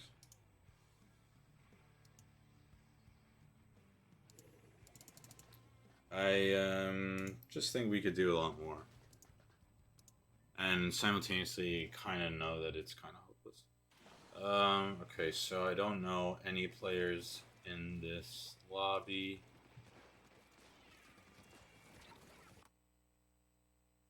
I don't think there's any information I really have here. They have pencil, not as good as it is in comp, so you don't have to stress too much. I mean, every weapon in the lobby is great except for Flingza, so we'll just go from there. I mean, Bamboo's, I guess, not great, but Bamboo's good enough. And this one can paint a lot. Again, though, you can never really rely on someone to paint. So we won't consider that until like the game. Ooh, sorry, we won't consider that until the game is already on. Well, a lot of range blasters like basically kind of what he did. Like you just shooting at chokes and punishing people's entries. You don't need to necessarily push yourself. You will have to at some point, but you don't need to do it all the time. You don't need to be like you have QR, so you have to go running in and stuff like that. Especially X rank. One thing that Gray does better than anyone is jumping to teammates to escape dangerous situations. So one thing about Range Blaster, I guess I won't go into it, but why Range Blaster is better than CRB is that Range Blaster is hyper focused on living, which is a lie. Like it's living in situations where previously you have no opportunity to be live, which means that you could shoot your main weapon longer, which means that you have the best main weapon, one of the best main weapons more often. I don't think Range Blaster is even close, even half as good as it is now without QSJ, because it basically lets you go for high risk plays with and just midgetating it. You don't have to worry about it because you just jump out if it doesn't work. Like in this situation, missiles are coming down, the weapon can't paint, it's very slow and clunky. Just jump to your bro. No worries. Yeah. Kraken won't get me. Don't worry about it. He misses that shot, but okay, he does die anyway. And now they're 2 down. They're probably cooler though, so he's looking for jumps. Yeah. Really good. Like, just recognizing that when they're coming off cooler, a lot of people have a tendency to jump in because the respawn was so fast. They're like, oh my god, I'm back. So, Gray just recognized that and was like, alright, I'm just gonna go shoot this guy. Well, I like Gray's thought, and it didn't work. I think he just took a 50-50 on if that guy would peek the edge or not, but the guy dropped on him. I don't think Gray expected it, and I definitely didn't expect it. Okay. Unfortunate. Flings of rollers love thinking they're regular rollers in solo. I mean, I guess it's good to do that sometimes, but oh my god, when they don't paint at all, it's so annoying.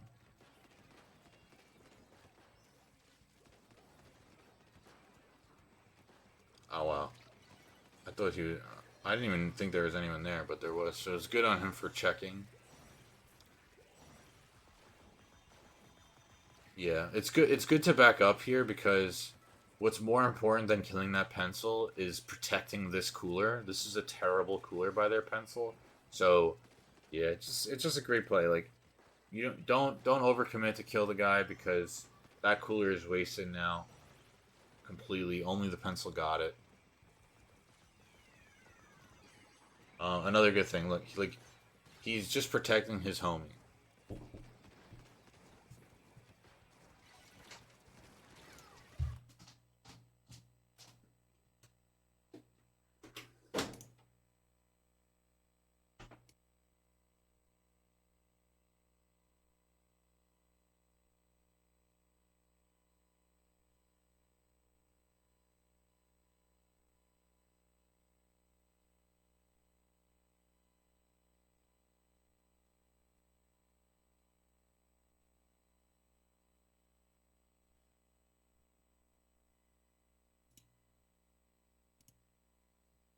All right, sorry.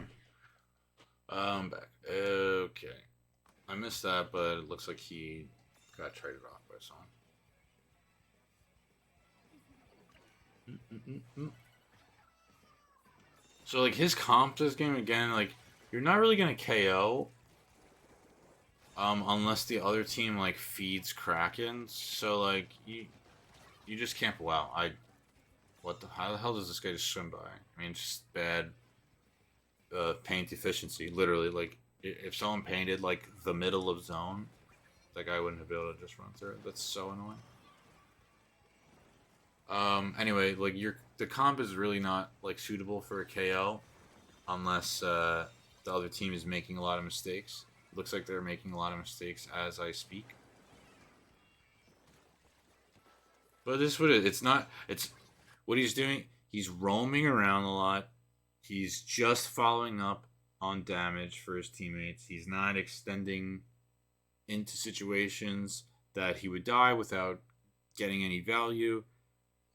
He's literally just swimming in circles around the map, shooting people that are weak or making people weak, and just continuing on his way, getting choked all busy with AoE damage, protecting his teammates. Like it's just, I mean, it's just a kind of standard game here. Like, how much to report really? I mean, recognizing the strikes coming in, you know, he can't really do anything anyway. But just knowing to paint a spot that's not being painted already, like the strikes were in middle and on right, and his bamboo is just painting over the middle, and that's just gonna be.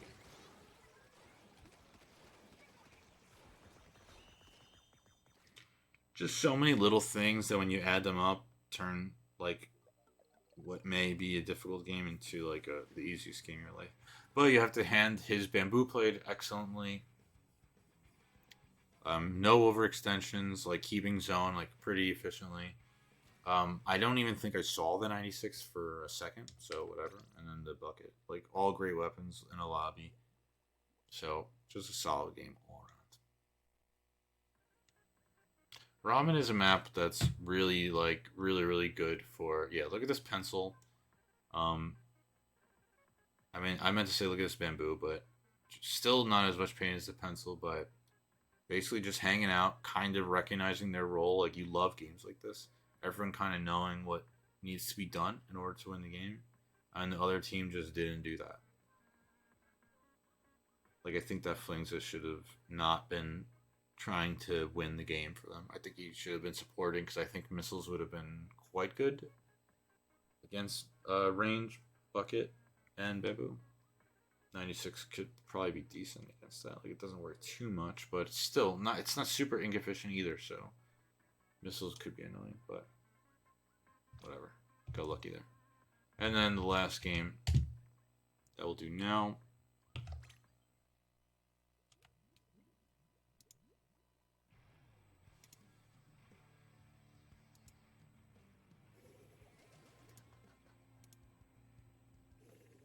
Alright, he has a.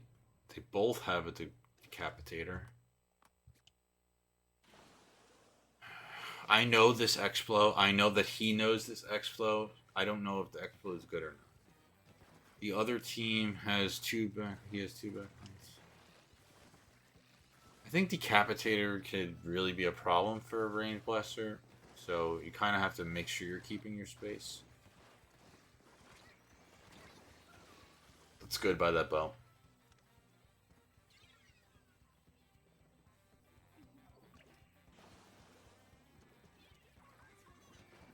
I mean, this bow in essence is very similar to Expo, so I wouldn't really give either side a comp advantage or disadvantage here. Like, I guess Expo is better still, but it's not that it's so impossible to consider. Good jump out by the opponents. Good jetpack, otherwise the Kraken would have been gotten dangerously close to him. He knows they're not gonna be able to cap, so he doesn't waste time trying to cap over strikes. But he also doesn't get the landing and ends up getting a trade, so not great. Oop, his team is all dying, and his team's all died. There's no way he sent me a minute 30-second game. Avoid the point sensor, just stupid little stuff. Like, this stuff is so meaningless. But wow, the other team just threw the game straight up.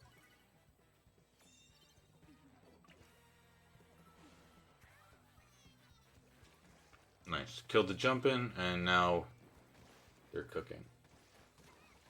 I think... Okay, that's lucky. Yeah, Gray's still not convinced that someone's not on the wall, but I think it's been long enough to know. Because, like, they have a Bucket and Decapitator that are both top left, so he probably didn't need to worry about bottom right anymore.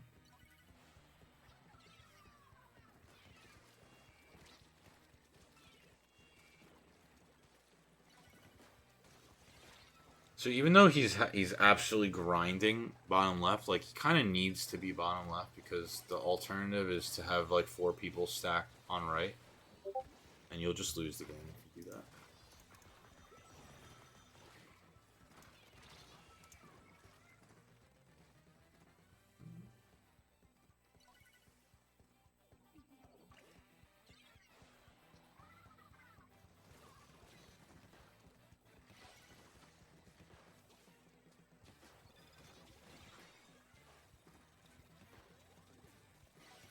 Oh, this BP fucked up.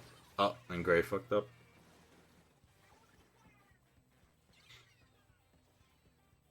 The BP was just throwing a fizzy in the middle of the map, and he didn't get punished.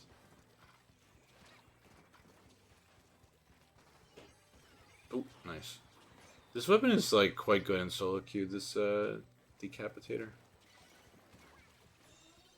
All right, now it's time to reverse. They've been kind of losing the whole time. Like, they get a couple breakthroughs that don't last, but now it's time to reverse the situation. What? Oh, well. I'm not really sure, like, what happens with, I'm not really sure what happens with, Kraken, so can't comment on it.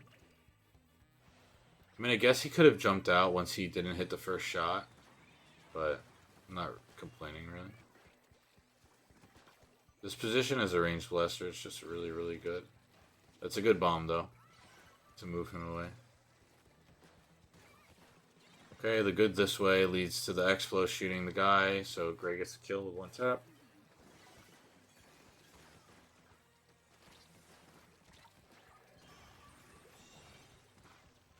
Just eating the bomb for good measure. And there's just never a point where it feels like he's doing more than is possible, but at the same time he's still threatening the opponent like almost all the time.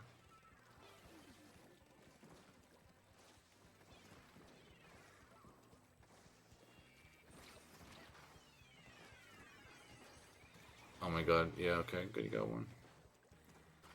I'm not sure if you could splash down on that. Oh fuck. I'm not sure if you could splash down on the zone there. I'm not sure if the BP could have saved the zone there. That's tough. They're gonna lose off strikes.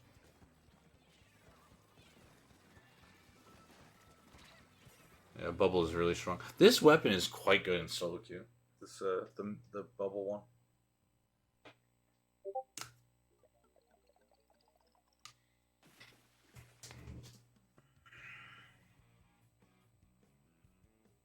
I'm not sure if his teammates could have kept that zone against that. I don't think there's anything Gray could have done to stop the strikes as well, unless he maybe goes top left. I'm not going back to check like if the path to top left was clear or not.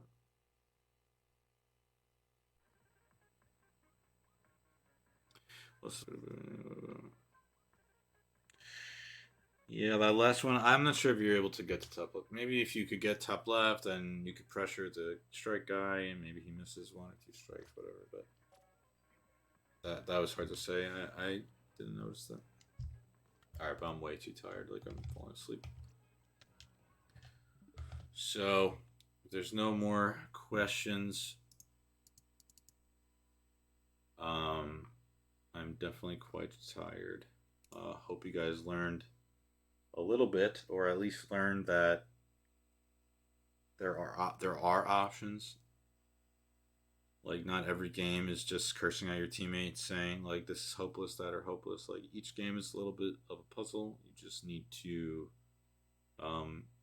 know how to solve it. I guess last thing I never really touched on is like your weapon choice.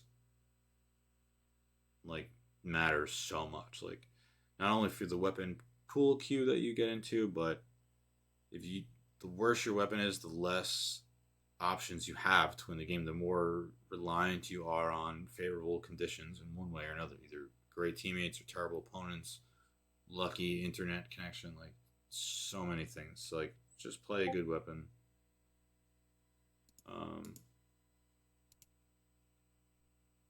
Yeah, it'll help you out a lot. And play Paper Mario 1000 Year Door remake. Great game. Yep. Yeah, thanks guys. Thank everyone for watching. Hope people learned some stuff.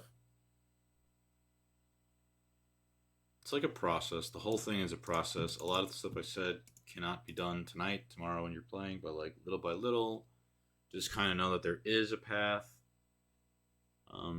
And you know, people have done it. Like, you know, it's not it.